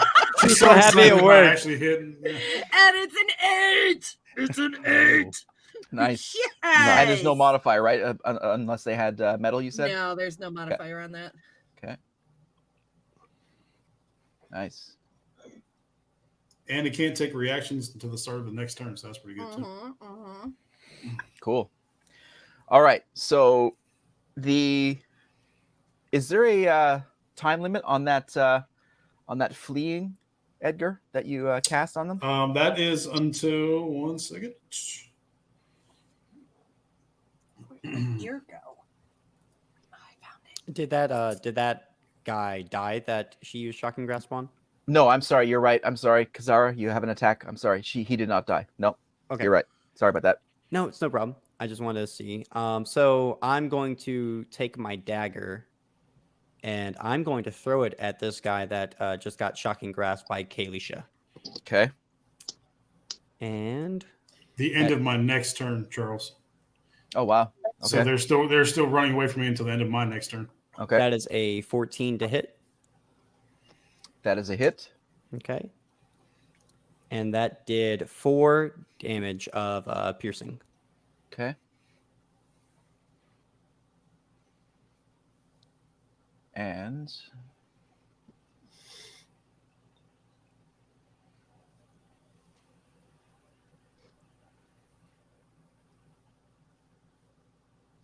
so now you're Did he die or?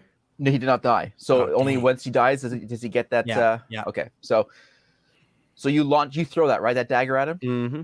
All right. So as you can see, Kazara launches this dagger and hits right, and the archer, of course, backs off. He's not looking great, but he's definitely not dead.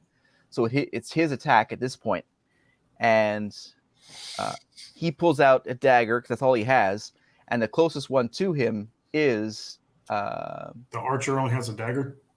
well, his main his main weapon. Yes, his main weapon is a bow, so he has What a a dagger. shitty archer this guy is. I He's don't know. more like a daggerer. He just got the shock of his life. Come on. Complain to the DM. I don't know.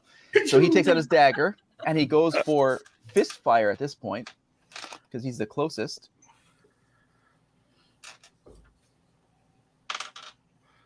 Ooh, 16. Let me see. That should be.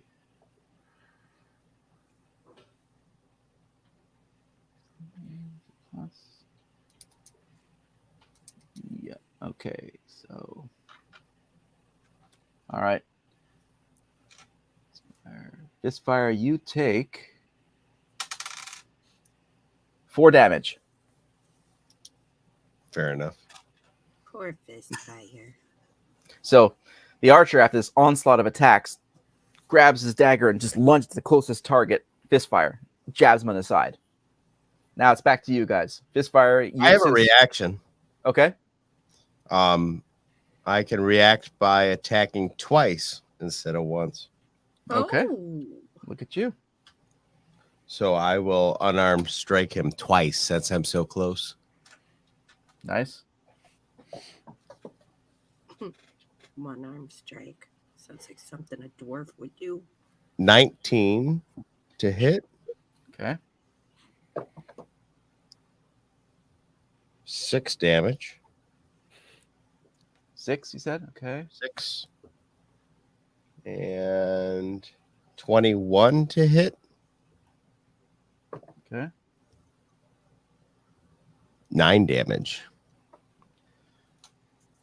So you see this archer struggling to protect himself, grabs his dagger, slashes at Fistfire, lands a hit, and Fistfire, in all rage, knocks him Wow. dead, falls to the ground. Damn. Nice. I didn't like his attitude. It's just been revoked.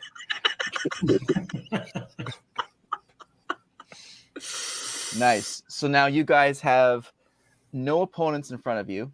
The 4 that were sent away by Edgar are still actually running away from us, or from you guys. And they're actually, now that you guys are in this clearing, they're running towards another grouping. Probably about 50, 60 feet away. And this other grouping is turning around now. So you've got... Now, how far are they away from us right now? about 45 feet. Can I, are we still in combat rounds? Yes, because they just finished their round. Yeah, so we're starting a new turn. So it would be my turn next? Yes. All right. I would like to cast Sleep and put it right in the middle of that group. And I have a 90-foot range. And it would affect all of them, starting with the one with the lowest amount of health. I guess that none of those got hit yet. Correct. It's So I 4 would of have them. to- Correct. Yeah. So it would essentially affect all of them until all of the hit dice was used up. So I have to roll 5d8, and then starting from 1, it goes to the next one. If I clear all of their one full creature's hit points, that creature then falls asleep, and then the remaining points goes to the next creature. Okay. All right. So let's see how many I can get to sleep. All right. 1d8. 8, 10, 12, 14, 15, 16, 17.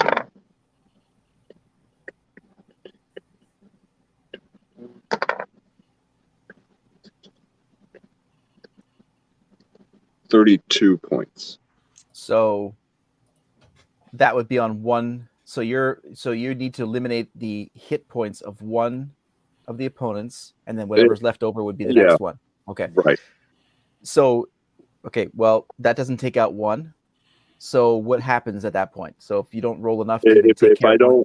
If I don't max out at least the whole entire amount of one creature, then the spell doesn't do anything. Okay. So you don't, so your spell does not work on any of them. I tried. All right. Next up is, well, let's reorganize this now. You guys are all sort of grouped together. So we've got Elrond,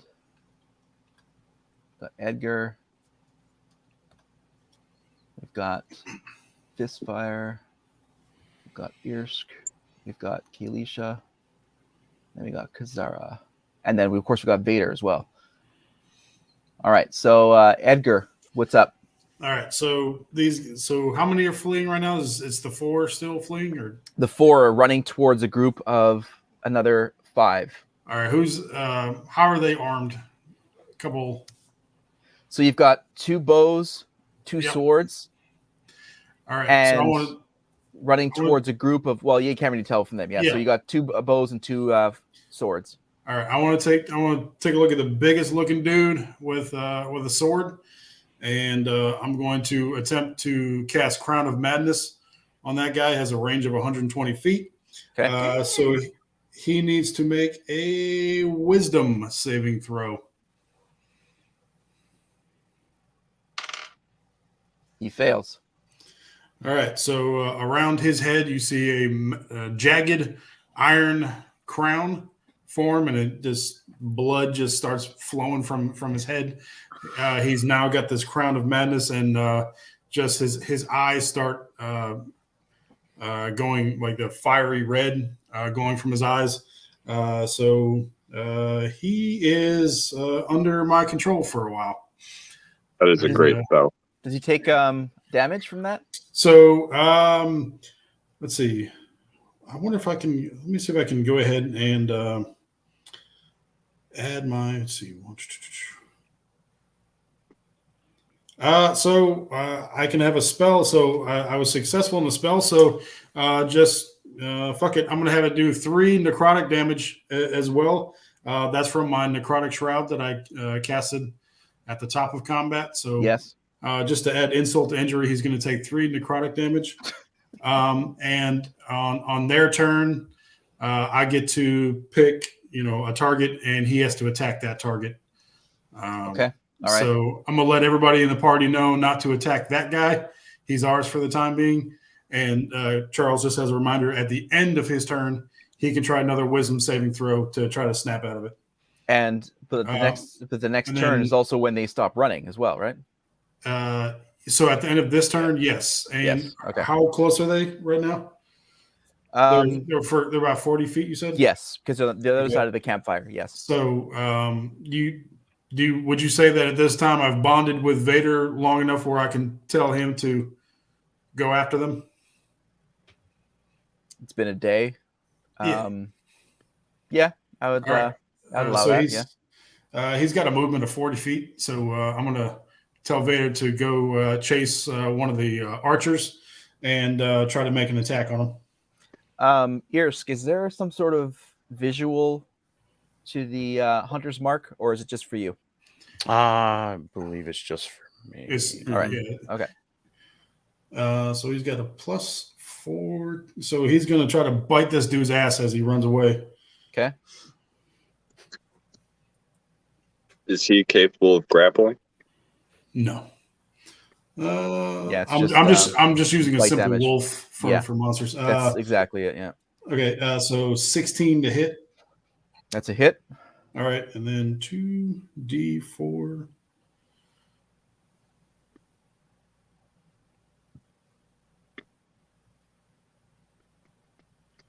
And he does 9 piercing damage on that guy's ass.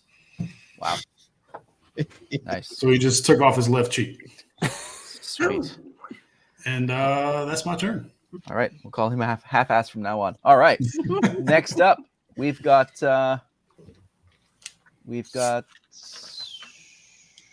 Fistfire. So now you guys are on the other side of that pit. So do you have any distance stuff? You said they're 40 yards out? Yeah, because they're 40 running feet. away still. Yeah, 40 feet. I have to all I can do is walk that far, so I guess I'll just advance. Okay, to come That's into my close turn. on. All right, sounds good. Irsk? I'm gonna move within about 30 feet of him. Okay. Kelisha? First the guys that are already dead. Do they have any weapons or anything that we can quick pick up right away? Well, you've got a longbow for the archer, and you've got a fighter with a long sword. They both have leather armor, and they've got about between them about 15 gold pieces. I would like to take the 15 gold pieces, Nice. and I would love the longbow. Okay. And what else did they have? Leather armor. I don't really need the leather armor. I already have some. You could sell it. Just saying. I Leaving Oh, naked okay. people in We're Skyrim. Well, then Cheap I will shop. take the leather armor. There you go. You're looting right in the middle of combat. Yep. Are we really looting in the middle of Hey, combat? Alicia took all of it. Yes, I am. I wanted loot to in the middle of combat. Over there I bitching am about wood elves. The moon elf is extremely over there looting people while we're dying. I am extremely proficient with a longbow. Mhm. So Oh, I would okay. really love that longbow. Yeah, maybe I get my crossbow back. I'll give you a crossbow beard. Are there any longbow arrows that I could use? Yes, he's got a quiver of 20 bolts because he didn't launch one. Oh, sweet. Take your time, Okay. Kaylisha. Take your time. These guys just running to go warn their friends about us, but I'm you know, bleeding go ahead. profusely, but by all means, loot. It's almost an entirely different day than when we started, but keep going. I am taking that longbow right now, and I am aiming it at one of the guys who's running away. Wait, so you're You can expecting do to go through 2 characters and loot them and still attack? And still Mm-mm. wind up. No. I can't. Negative. That ain't gonna work. Nope. Okay. No. She said she was really proficient, so maybe that was really fast. I am extremely proficient. What is that? Like a looting +4? Like what's? Can you explain what that would be? Yeah. So I'm gonna go with you're done. Kazara, what would you like to do? I would like to move within 25 feet of them. Okay. And then I would like to use my bonus action to cast Hunter's Mark onto the one in which Vader took a bite out of. Okay. And then I'm going to throw my boomerang at the same guy that I just put Hunter's Mark on.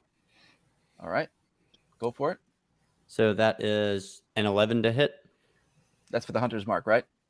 No. Hunter's Mark doesn't have to be Oh, gotcha. anything to Okay, hit. It just gotcha. applies. All right. That's with the boomerang, 11 to hit. That is a miss, actually. All right. And with the boomerang, it comes back to me, and then that ends my turn. Okay. And that is it. So, excuse me. So after now, the 4 of them basically stop running and realize what the heck they are doing. The other grouping that they're running towards, which they're almost basically on the backs of, turn around and see what's going on. So now you've engaged the other 4, so the other 3 fighters. They turn around and start moving towards the 4. So now you've got 7 brigands coming towards you because now they've stopped and moving towards you. What about the one that Edgar has Crown of Madness on? Oh, that's true. Yes. So Can I have him take his action first? So they don't know that he has. I'm assuming there's no visual to this. It's literally a jagged iron crown around this dude's head. All right. And So, he looks crazy with his eyes. Okay. So the 3 move towards the 2 archers, the 1 fighter, and the one that you are now on this crown. They're looking at him like, what the heck is going on there? But they're still moving towards sort of a grouping at this point. So yes, now is your attack, because for them to move towards them and for them to meet up, that's their turn. All right, so I'm going to point. I believe there's an archer like standing right next to him. Yes. I'm going to point to the archer right next to him so he makes a melee attack with his sword against that archer. And that's the archer that already has damage from Vader. Yep. All right. Oh, and he hits. Hell yeah. 1d8. Nice. So he turns to the other guy and just slashes him for 6 damage. All right. And now, is that part of your turn, or is it just like because of No, the spell? that's still on his turn. And right. now that he did that, he can do his wisdom saving throw. Okay. He fails. All right, so he's still under control. Yeah. All right, so we run through. So we have the three of you who ran up. We've got Elrond who ran up. We've got Fistfire who ran up, and we've got Kazara, right? Mm-hmm. Eldrin is still back. Should still be back by near the first encampment. Oh, it was Ursh who ran up with us. Oh, Irsk. Okay, so it Or was Irsh. Yeah, Irsk. So got. Oops. So Edgar. Okay, so Elrond, you're still near the forest line. Yep. So we've got Fistfire who moved. We've got Irsk. And Yeah, I pretty Kazara. much haven't moved the whole time. Right. All right. So Fistfire, you're up. You're within striking distance of some guy who looks pretty crazy and just attacked one of his own guys. And you've got two archers and a fighter who is looking at his buddy is like, what the heck you doing, dude? I am going to attack the closest archer. Okay. There's one that's definitely wounded, and one of them just looks like stunned but not hurt at all. Oh, easily. Let's go after the wounded guy. All right. Quarterstaff to the head. Nice. That's going to be 23 to hit. You hit.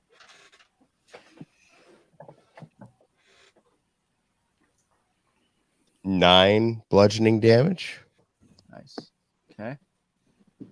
And then we'll follow that up. Is necessary.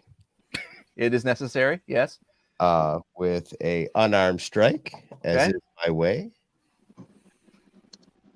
That is only going to be 10 to hit. Is that plus all your modifiers? Yep.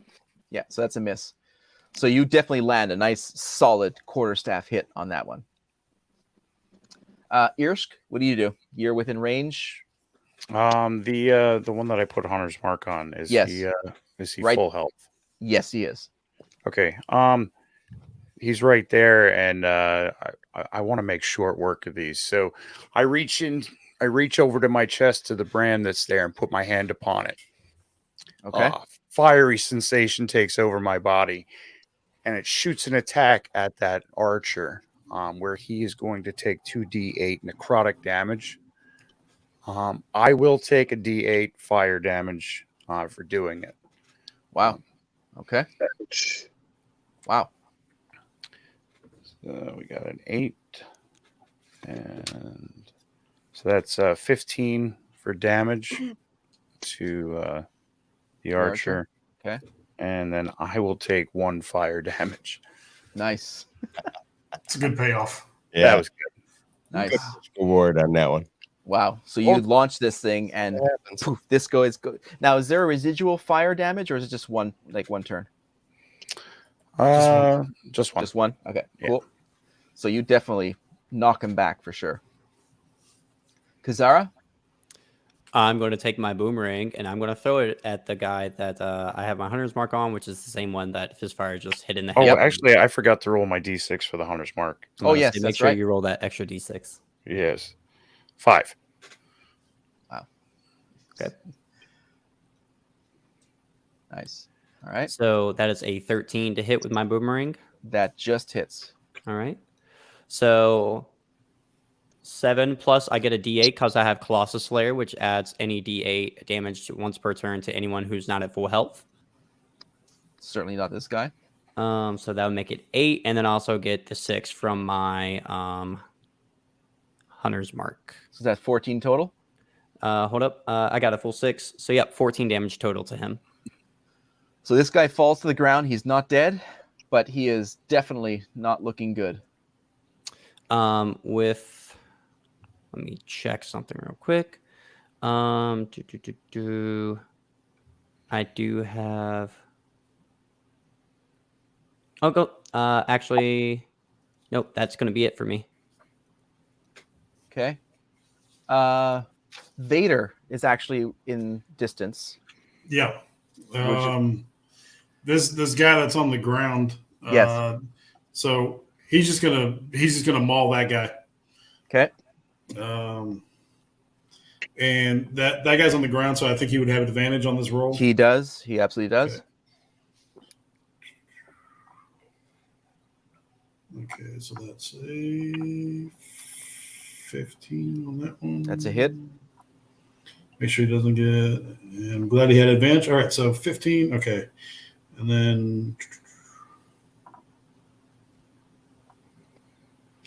then 6 more piercing damage. So Vader leaps over, delivers a biting gash, and kills the archer. Now, just DM, this would be your call. And as far as my turn goes, I'm maintaining concentration on the guy that has the crown of madness. So I will not be doing anything else. I'm still just controlling that guy. I completely agree. But I get, with Dark One's blessing, I get 6 temporary hit points if I kill someone. Would you consider Vader's kill my kill, or would you consider that a separate kill? That was worth a shot. Yeah, I appreciate it, but no. If you don't ask, the answer is no. Exactly. Hey, if you don't ask, you never know.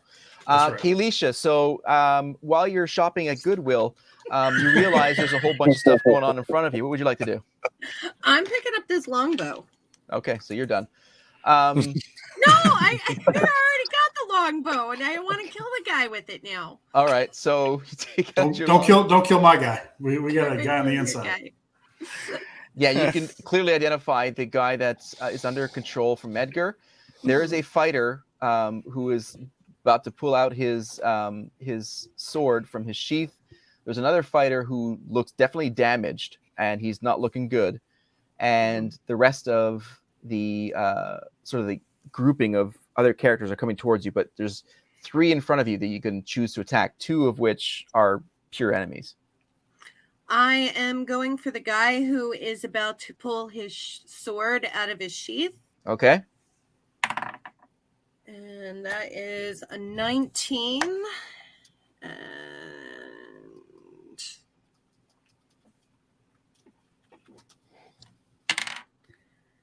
it does 12 damage. Okay. I'm sorry, 10 damage. 10. All right. Yeah. Okay.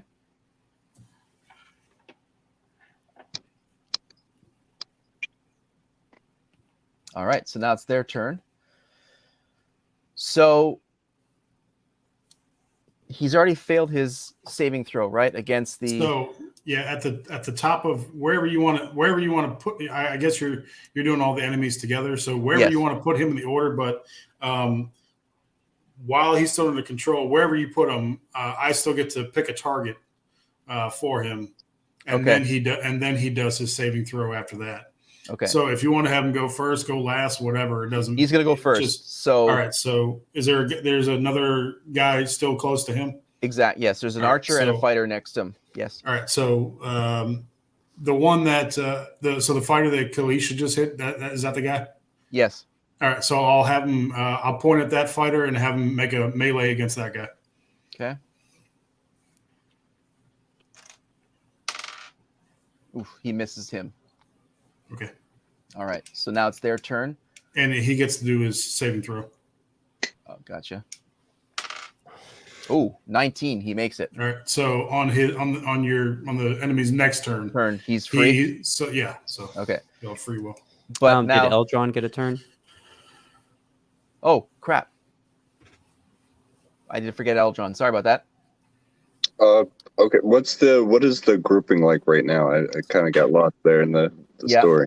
So you've got an archer who's definitely hurt, but coming out of his running phase, and you can see he's getting ready to launch some arrows or an arrow. You've got another fighter who's damaged, and the third fighter, the third player, the second fighter, is coming out of his daze, but he's also slightly damaged as well. So you've got 3 enemies in front of you. And what is the distance? Maybe 25 feet, because you're on the other side of the fire, right? No, you move forward. You're within striking distance. I haven't moved at all yet since this combat started. Oh, okay. So then you're 25 to 30 feet away from them. Okay. I will go after the archer, the one that looks like he's hurting. Okay. +2. So 17, 19 to hit. Does Definitely that a hit? Yes, Okay. absolutely. Yep. So Eldrin kind of stretches his hand out, and then you kind of see like a bony, wispy skeletal hand like wrap around his neck and kind of start to latch onto him. And he's gonna do Dang. You Eight. guys scare me. 8 Sounds good. damage. Thank you. Jeez. That is a chill touch. He's gonna Nice. do 8 damage, and that hand is gonna stay around his neck there. Damn. Wow. For how long does that stay? If you on a hit, the target takes 1d8 necrotic damage, and it can't regain hit points until the start of your next turn. Until the next round. Okay. It's All just more just for show, Okay. and it can't regain hit points. Nice. All right. Sorry about that. I missed you there. So, all right. So now the 3 of them, it's their attack. The other fighter is going to attack and hits the other fighter who was until recently under the control of Edgar. That's one. Ooh, dang. All right.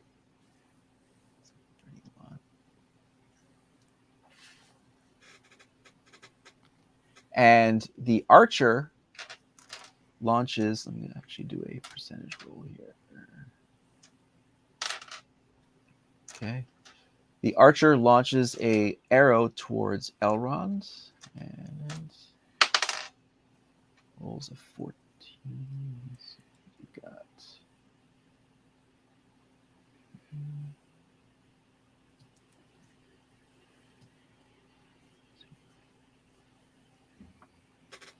Come on.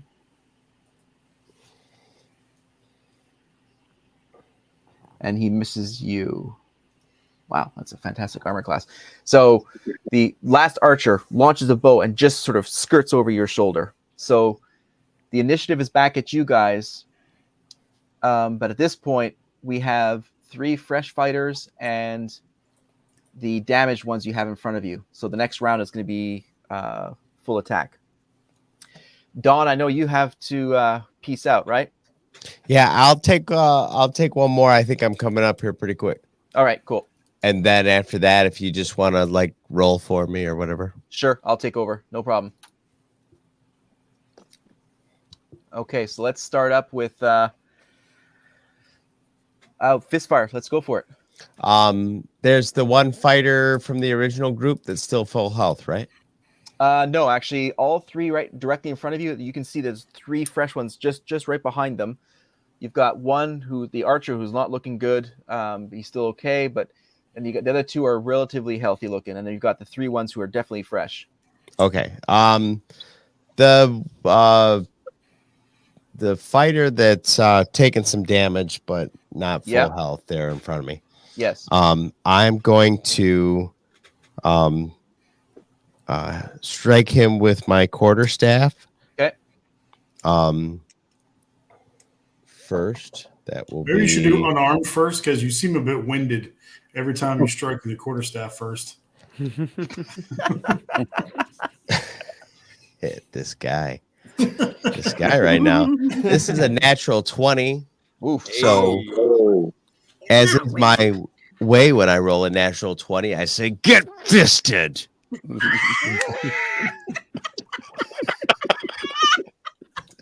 Can't say that shit while I'm drinking, man. That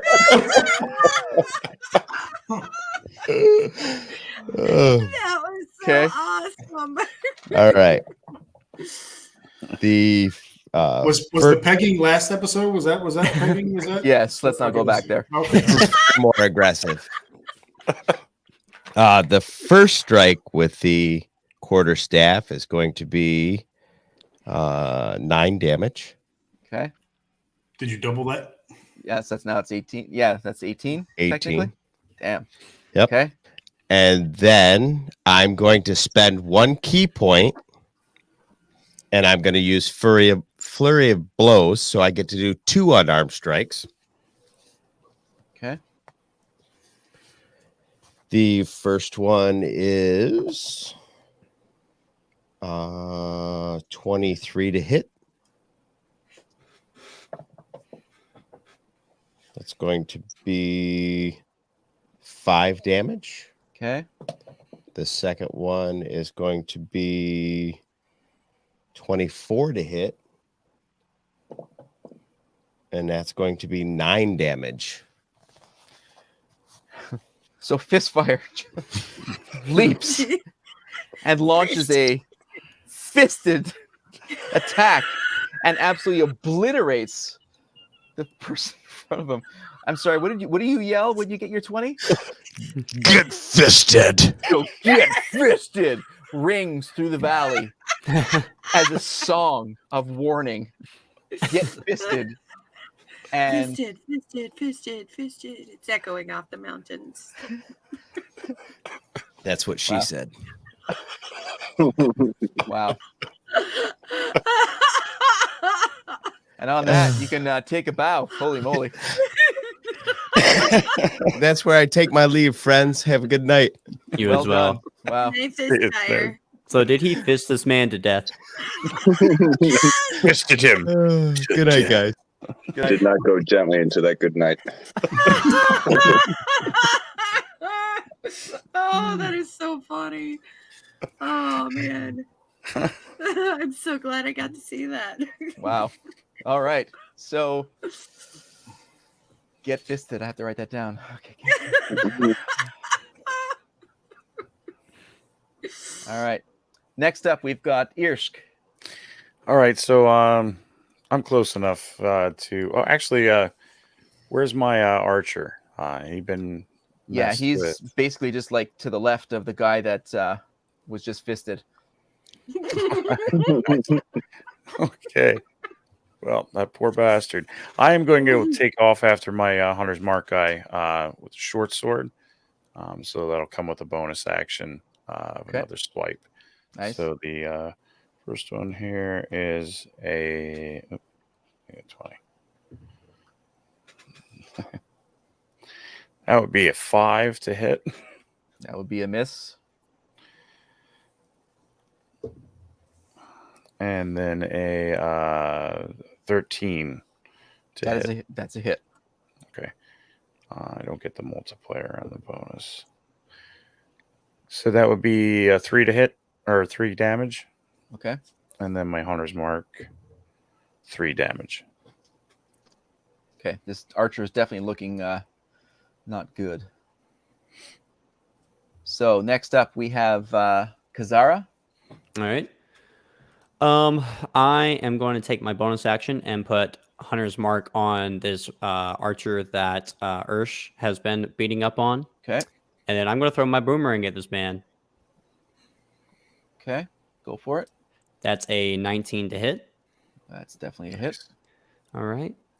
So 5 plus 8 because of Colossus Slayer.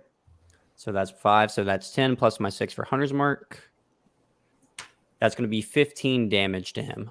And you absolutely obliterate him. He is Okay, done. can I flavor this then? Absolutely. Flavor away. So as you see Kazara throw his boomerang at this poor soul, you see as he looks like he's dead and he's falling, an ethereal scream comes out of him, and as the soul gets ripped away, being pulled down to what seems to be a lower plane, and you can just see a river almost going down, and it seems almost as if he's in complete and total agony as his entire being is stripped away from him. Oh. Wow. So, not flavor wise, what is that? I can't say. You'll have to. I mean, hey, that's metagaming, man. You can't know what that is. You can ask. Doesn't mean he has to tell you. Can I use an Arcana check to see if I can understand that, being a magician, sorcerer myself? Wow. Well, that's a I mean, that would be the action on his turn. If you Yeah, did that'd that. be your turn's action. Yeah. You can talk to me after if you want and see. I think we should keep fighting in combat, though. All right. So next up would be Vader on the front line. Then we'll fall back to Elrond and Kalisha. All right. Vader smells blood. Who's the most wounded? Right now, it's the fighter that you had control of. Yep. So he's gonna pounce on that guy. Okay.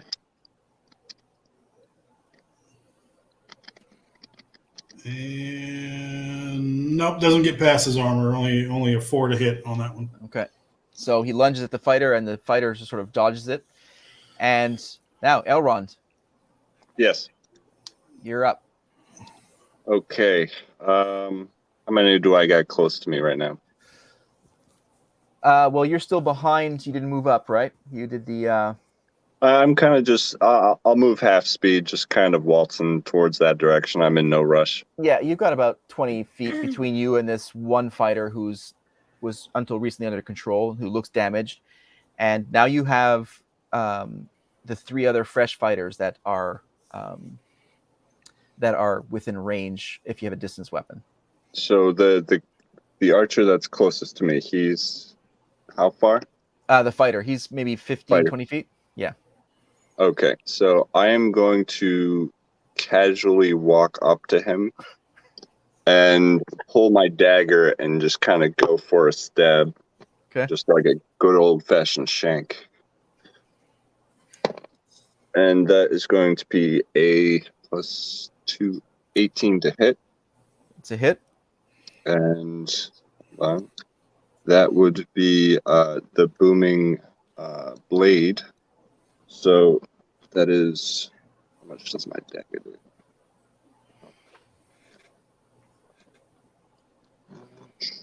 Sorry. Dagger is 1d4 plus 4. So 2. So that'll be 6 damage. And then as the blade goes in, you see like this burst of energy kind of float around him, so that that's going to stay there, and he's going to just back up about 5 feet. So he's pulling without a range again. Okay. Yep. All right. Kalisha? I would like to know how many people are left and how far away are they from me? You are on the other side of the campfire, so about maybe 25 feet away from the fighter who's the last sort of remaining front line, and the 3 fresh fighters are just like right behind him. So you've got 1 wounded opponent that's within clear range. I'm taking this my newly found longbow out again. Okay. Because I am so happy I finally have something. Okay. And that is 9 and 4, 13 to hit. Okay. All right. And I only got a 4 on him. 4 damage. All right.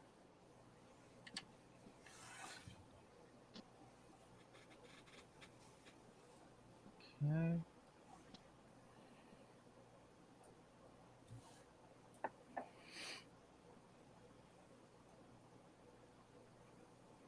Just give me a second here. Mm-hmm. All right.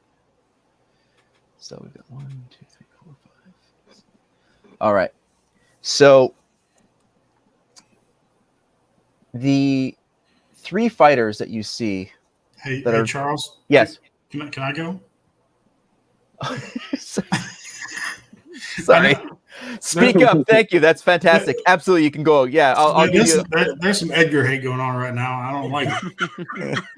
I'll give you an attack. It's fine. All right. So how close? I know you're about to talk about the fighters. How close are they all bunched up together? Are they They're all essentially pretty close? on each other's heels? Yes. And some of my party mates are also there as well. Yes, you've got Fistfire, you've got Irsk, you've got Kazar right in the front line, sort of, melee attacking. All right. So you said, and you said they're about 20, 25 feet away from me. Yes. All right. So I'm going to, I drop the necrotic shroud, so I go back to my normal form. So Okay. I broke my concentration on that. I'm going to run up to right in the middle of everybody.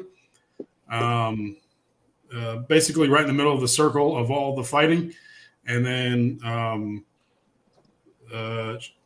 basically shadowy tentacles are going to be flying out of my body now as I cast Arms of Adar. Now, unfortunately, my party mates are also going to have to make some strength saving throws. But everybody within 10 feet of me has to make a 13 strength saving throw.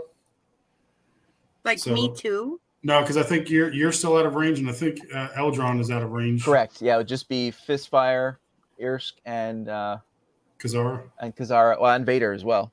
And Vader, yep. I rolled. Oh god! Oh god! No! Oh shit! I rolled an 11. Oh, all right. I rolled a 23. Okay. Fistfire rolled a 9. Okay. Oh no! Now the soldier that I hit with the blade, if he has at any point moves before my next turn, just let me know. Okay. Okay. And Kazara means Strength, you said, right? Yep. Okay. Yeah. Well, thank God. Vader's a champ. Vader got a 14. Whew. Okay. All right. Yeah. You still doing the soldiers or the brigands there? Yeah. Let me do them now. Ooh, 20. That's definitely a make. Eesh. That's a good. Oof. All right. So one of the fresh ones does not make it, and the one that's in front of you does not make it as well. Okay. So everybody that did not make it, so you had to have 13 or higher, takes 12 points of damage. What type of damage? That is necrotic damage. Oh, Kazara. Okay, so What 12 you did points. to Kazara? So you said 12, right? Yep.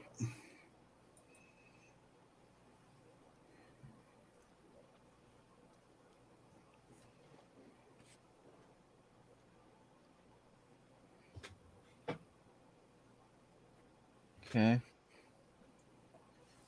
Kazar, you still on your feet? I'm still up. Sweet.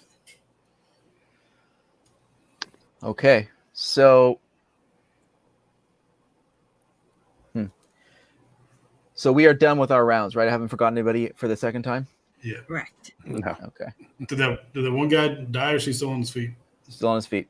God. He's not. It's not a strong foot, but he's still on his feet. I really needed one of them to die on that one. Oh well. So you hear a horn from the great. distance, She.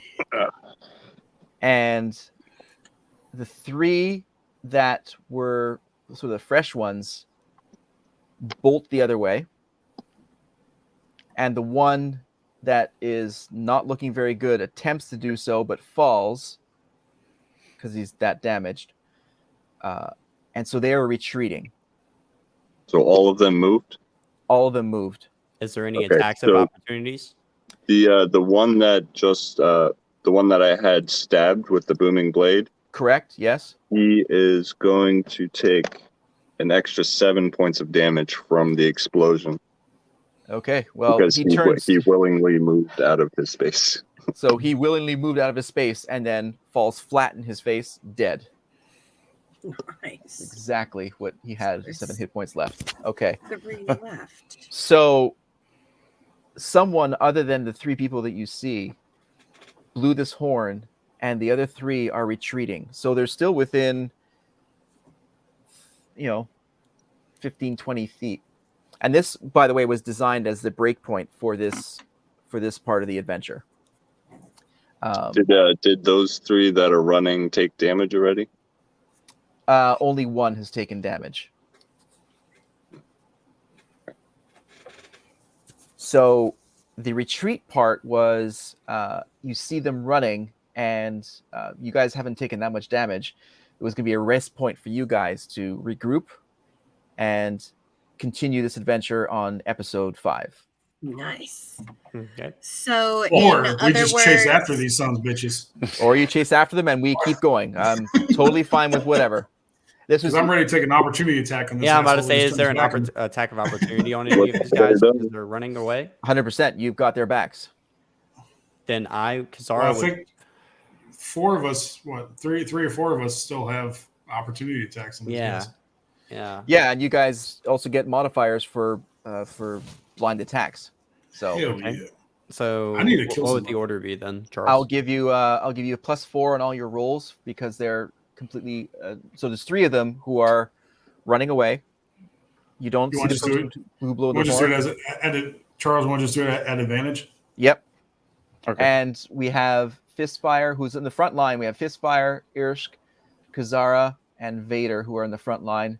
Then we have Edgar, Elrond, and then Kalisha, who are in sort of the second row.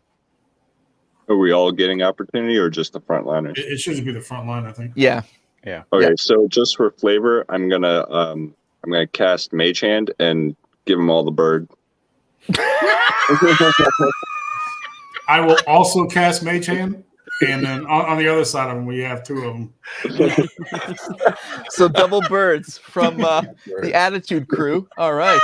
Nice. Nice. And Fistfire is going to use his. Just a second here. He's got a distance weapon, I believe. Yeah, he's going to throw that staff that he used before. Oh, and he hits. That is Clunk. 1d8 plus 2. 3.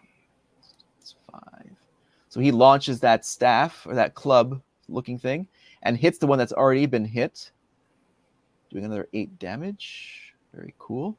All right. Next up is Irsk. All right. I'm gonna. I'm gonna have my Hunter's Mark move to. So we got 3 running away. One of them has damage. Correct. 1 has damage and 2 are fleeing but have not been hit, and they made their saving throw against the attack from Edgar. Okay, so my Hunter's Mark is going to move to the wounded Okay. brigand, and I'm going to attack with my short sword. Okay.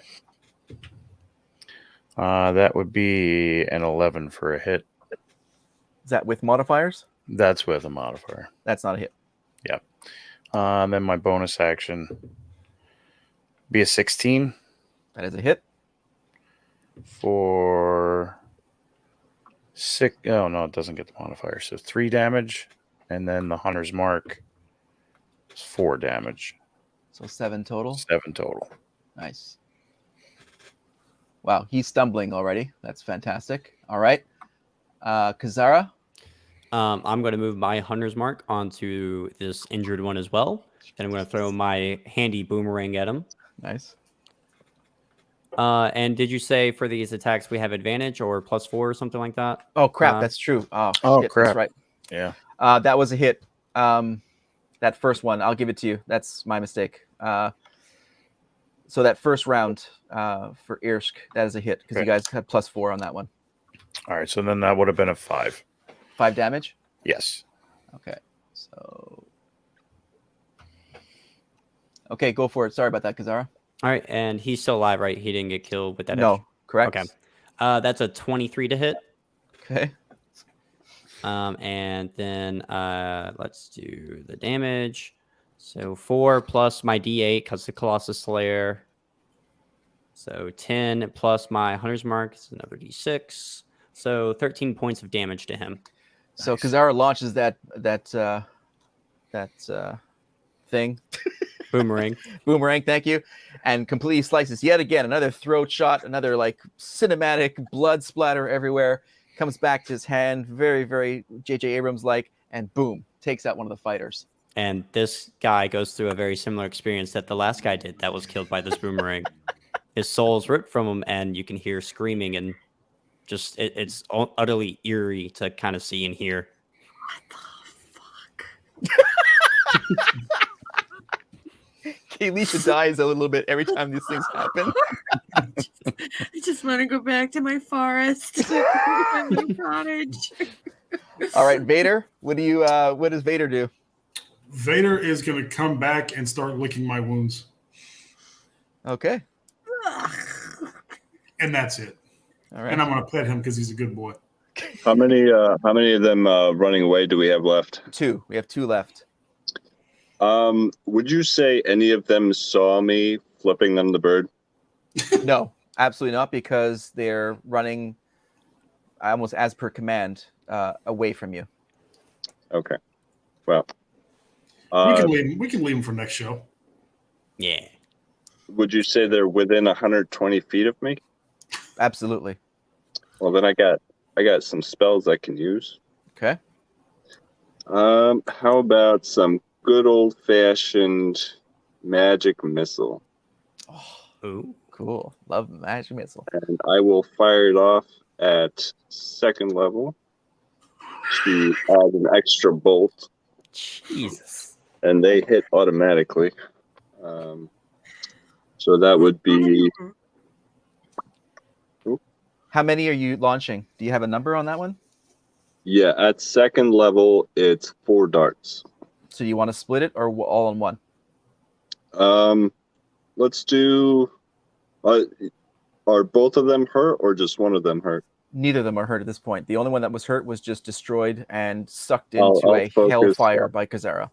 I'll focus all 4 onto one of them, see if Okay. I can at least stumble and hold them up a little bit. Okay.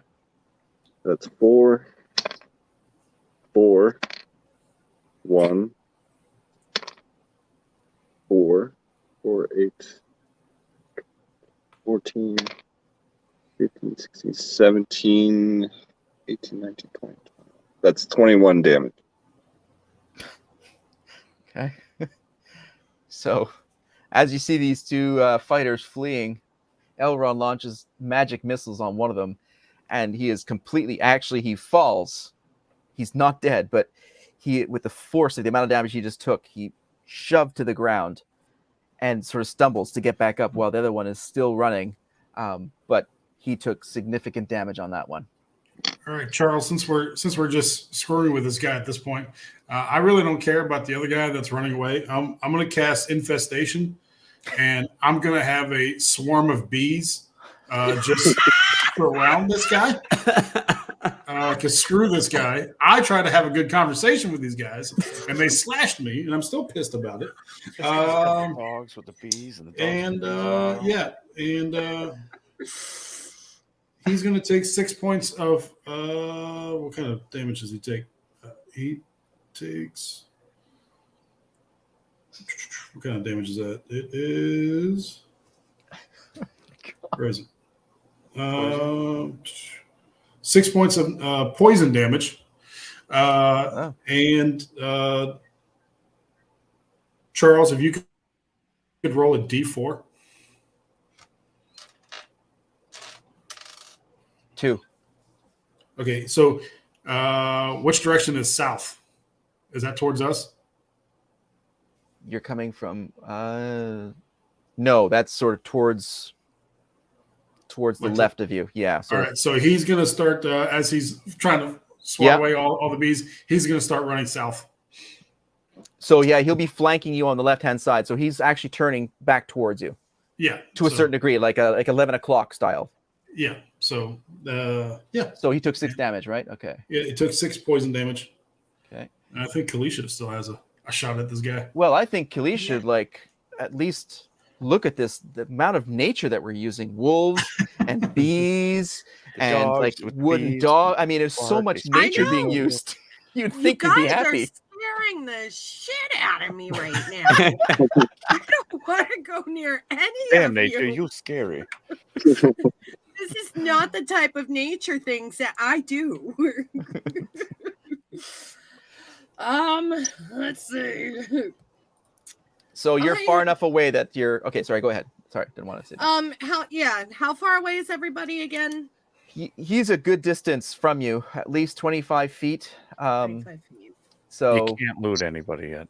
But I say, if you start looting, there may be some infighting going on. Yeah, Okay, hey, Charles, PvP is going to happen, and Charles, I messed that up. He gets to make a Constitution saving throw on that Oh, against the spell? against infestation. Yeah. Doesn't matter. Okay, Absolutely doesn't matter. Is there is it only one round for the poison? Like that's the one hit and that's it? There's nothing residual? there's nothing residual. Okay. All right, Kalisha, you're up. He moves 5 Okay. feet south. That's it. Okay. The guy's already half dead. I'm not going to charm him now. Shoot him in the leg. But you still got that one fully healed guy, the one that hasn't taken damage yet, still running. True. Yeah, you got two options.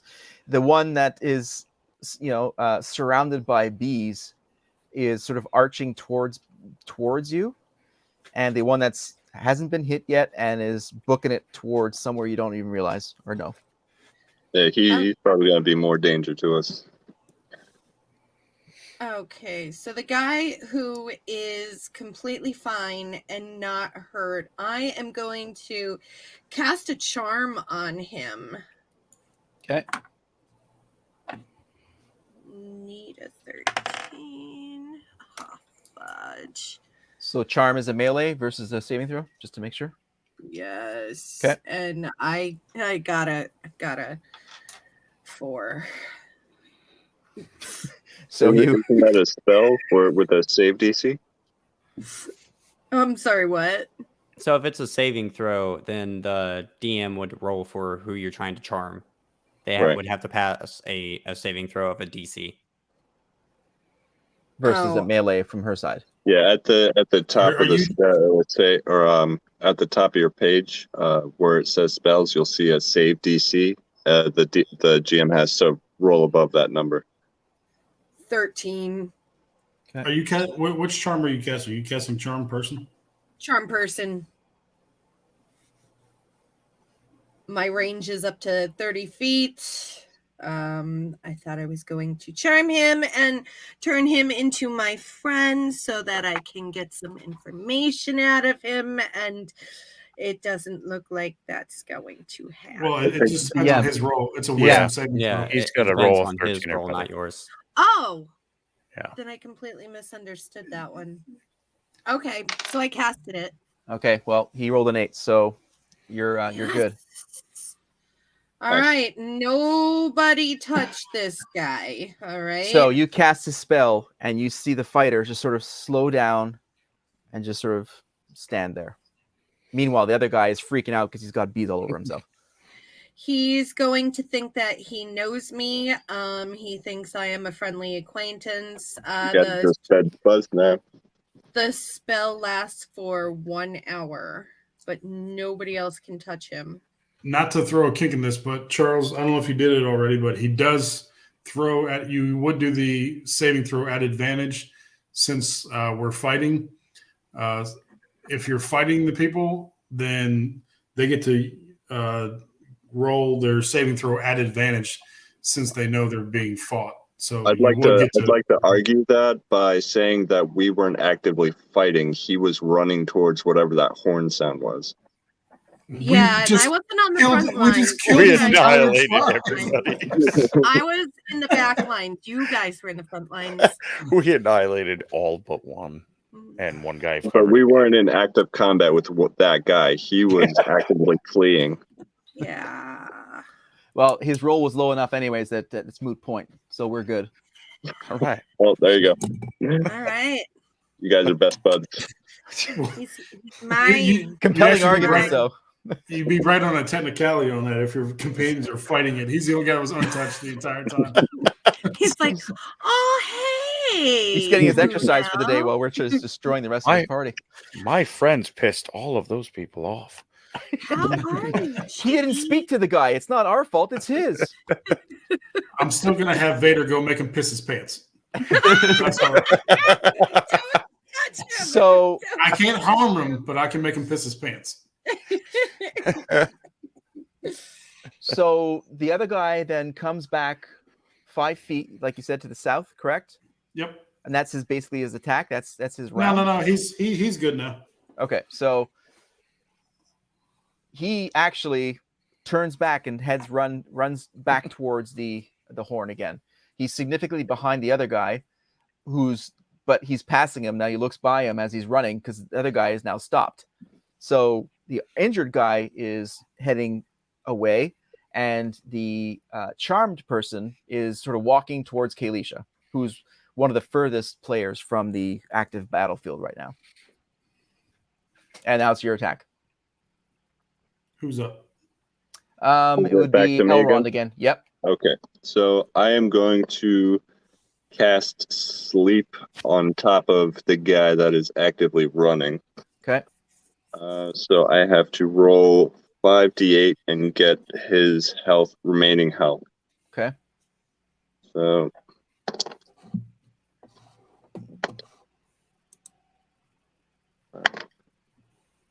10.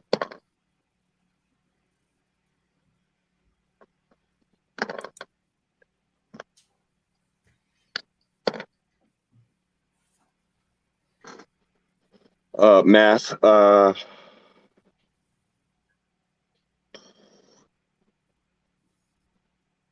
27. So he is asleep. What, does he have a saving throw against that, or? It's just compared to his hit points that he has left. No. Okay, no, he's totally as long fine. as I hit his hit points, he goes down. He's down.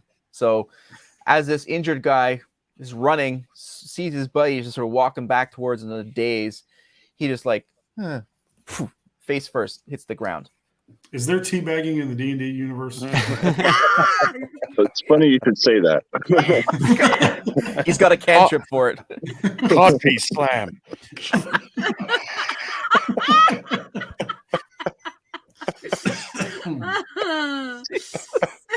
So are we still in combat, or are we out of combat now? Well, there's nothing to hit right now. You guys don't know where that. We want to kill came from? something. Okay, so Eldrin walks over to the body that's laying on the ground, the sleeping body. Yes. And he kind of grabs his hair and pulls it up to expose his neck, and then kind of pulls his dagger and holds it across his right across his neck, and kind of holds it there and looks at the rest of the party. And he's like, he says something along the lines of like, "You think we should question him, or you think we should just take him out?" I believe we have our new friend that we can question. We need this guy. As soon as you say that, just like before you even finish the sentence, he just drags the blade right across his neck. Yes. All right. He's effectively dead. Effectively. Most effectively. Most. Undeniably. Undeniably. Most reliably. Dead.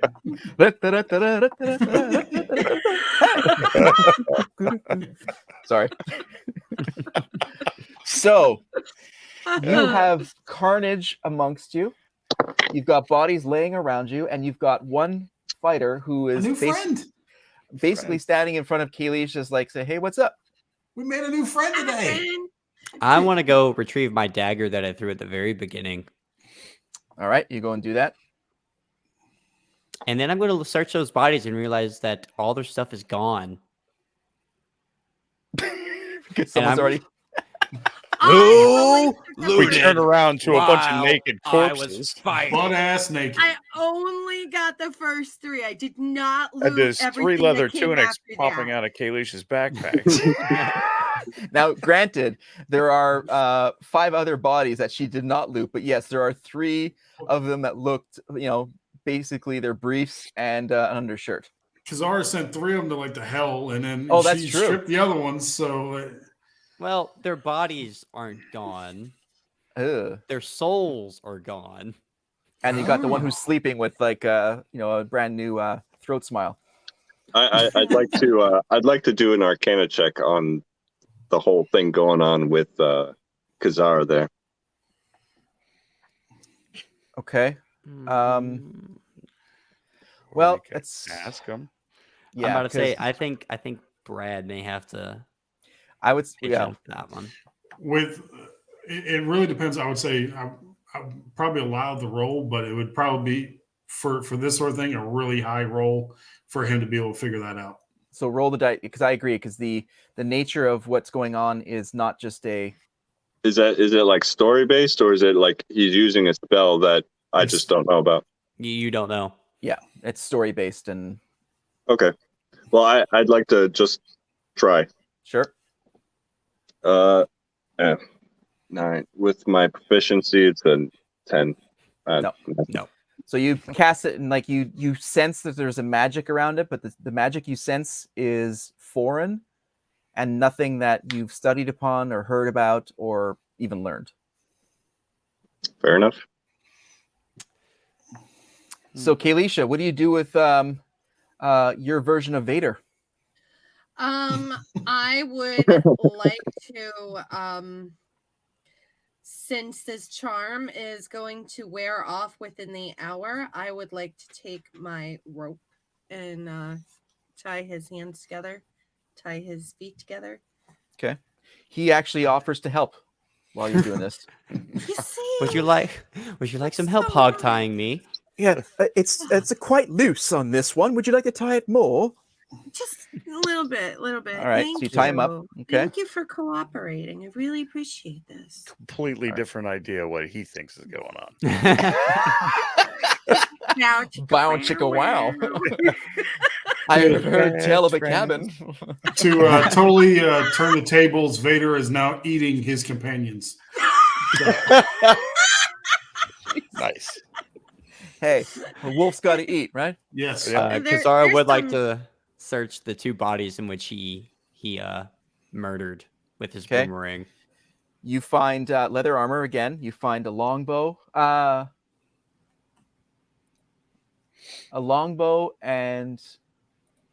a long sword with leather armor, and 8 gold pieces actually. Okay. I'm looking at the ground and seeing some scraps of humanoid from when Eldron did the whole ram thing and the guy obliterated. And I want to ask Kazara if it's anything that he might be able to eat. Can I pick up my ram and kind of pocket it for later use? No, that's the patch, right? It turned into a battering ram. Right. Yeah, the patch turned into the ram. Does Right. it- I I mean, would it say- doesn't say anything about it disappearing. Yeah, but it's a ram. Yeah. I would I'd make a DM call and say no. That's the spell that once it's been used and effectuated, I'd say that it's gone. It was well worth it. What did you say, Kalisha? I just wanted to know if you eat humanoid scraps, and because I'm trying to suck up a little bit because I thought you were dead and then you were alive. So I found So- a bit of face on the ground. Do you want it, Kazara? Kazara looks at Kalisha, says, "No, I don't eat human scraps. But if you There's want to offer me anything, how about that 15 gold or however many gold you got from these bodies you decide to loot while we were fighting for our lives?" Okay, you can have I'm the gonna- 15 gold. I give Kazara the 15 gold. I'm going to laugh at that conversation and toss a carrot over to Kazara. He eats wolves. I'd be careful. Thanks for the carrot. Fistfire looks at all of you, shrugs, and goes into his trance of meditation. I will give. I will split the gold between Edgar and Irsch. I'll give him 5 gold each of the 15 I got from Kalisha. Thank you, Nice. friend. Thank you. Wow. You kind of see Aldrin with his mage hand giving you guys all the finger again. I would like to know if Edgar... Mage hand high fives? Mage hand high fives? Yes, mage hand high five. I Such a would like waste to of know, magic. because I am an honest elf of my word. Edgar, would you like your crossbow and your crossbow bolts back? Greatly appreciated. Okay. Taking them out of the inventory. Alrighty. We got any more bodies that could be searched? Did we get them all? Well, I mean, Fistfire is in a state of meditation. You can search him, but probably not. I don't like that. Kalisha, you seem to like to leave bodies out. Would you like to leave these in any sort of design? We gotta fight the I wolves. I would like to ask if your wolf would dispose of them for us. different from my plan. Let's pile them up. I'd like Eldrin to is pile all actually the going to bodies go together. around Maybe to Peter's some of the hungry. bodies and cut their ears off as he's- little trophies. Wow, you guys He's scared he's got blood dripping down his face. He's I'm getting I'd the like to pile marshmallows. what's left of the bodies. And Okay. then I'd like to use my tinder kit and light them on fire. Okay. All right. Do all of you agree with this? I How agree many with that. I bodies were agree there? with it. I'm kind Vader's of like full. backing up and giving a look to Urshk, letting him know that I am very uncomfortable around these people. I would have thought so. So Kalisha and her new friend back away from this little bonfire of the death that Kazara is building. Nothing like burning man flesh. That I'm not gonna eat. And you this- see Eldrin just kind of nodding to himself. Yeah, he agrees. I like these. These are my people. I'm pretty indifferent to the whole thing. And so this is where this episode will end. The next part of the adventure would be the continuation of where the horn and what it did, and the action to that, who blew it, and what remains. However, when we take this up again, and hopefully the players that we have tonight can rejoin us next week, we will continue the story, and Kalisha will have half an hour from now at this point, because you guys, with all your little playing and talking and spells and messing around, you've wasted half of the charm spell. So Yeah. let's hope when we start the next episode that you guys take advantage Half of an that hour initiative. of charmed one. Got it. And that will conclude episode 4 of the Devil's Yay. Bargain. And we Thank hope to you, see everybody Angela. next week. And don't forget to subscribe to Red 5 Gaming and the Red 5 Network and all of these fine people here. Mhm. And we will see you in 1 week.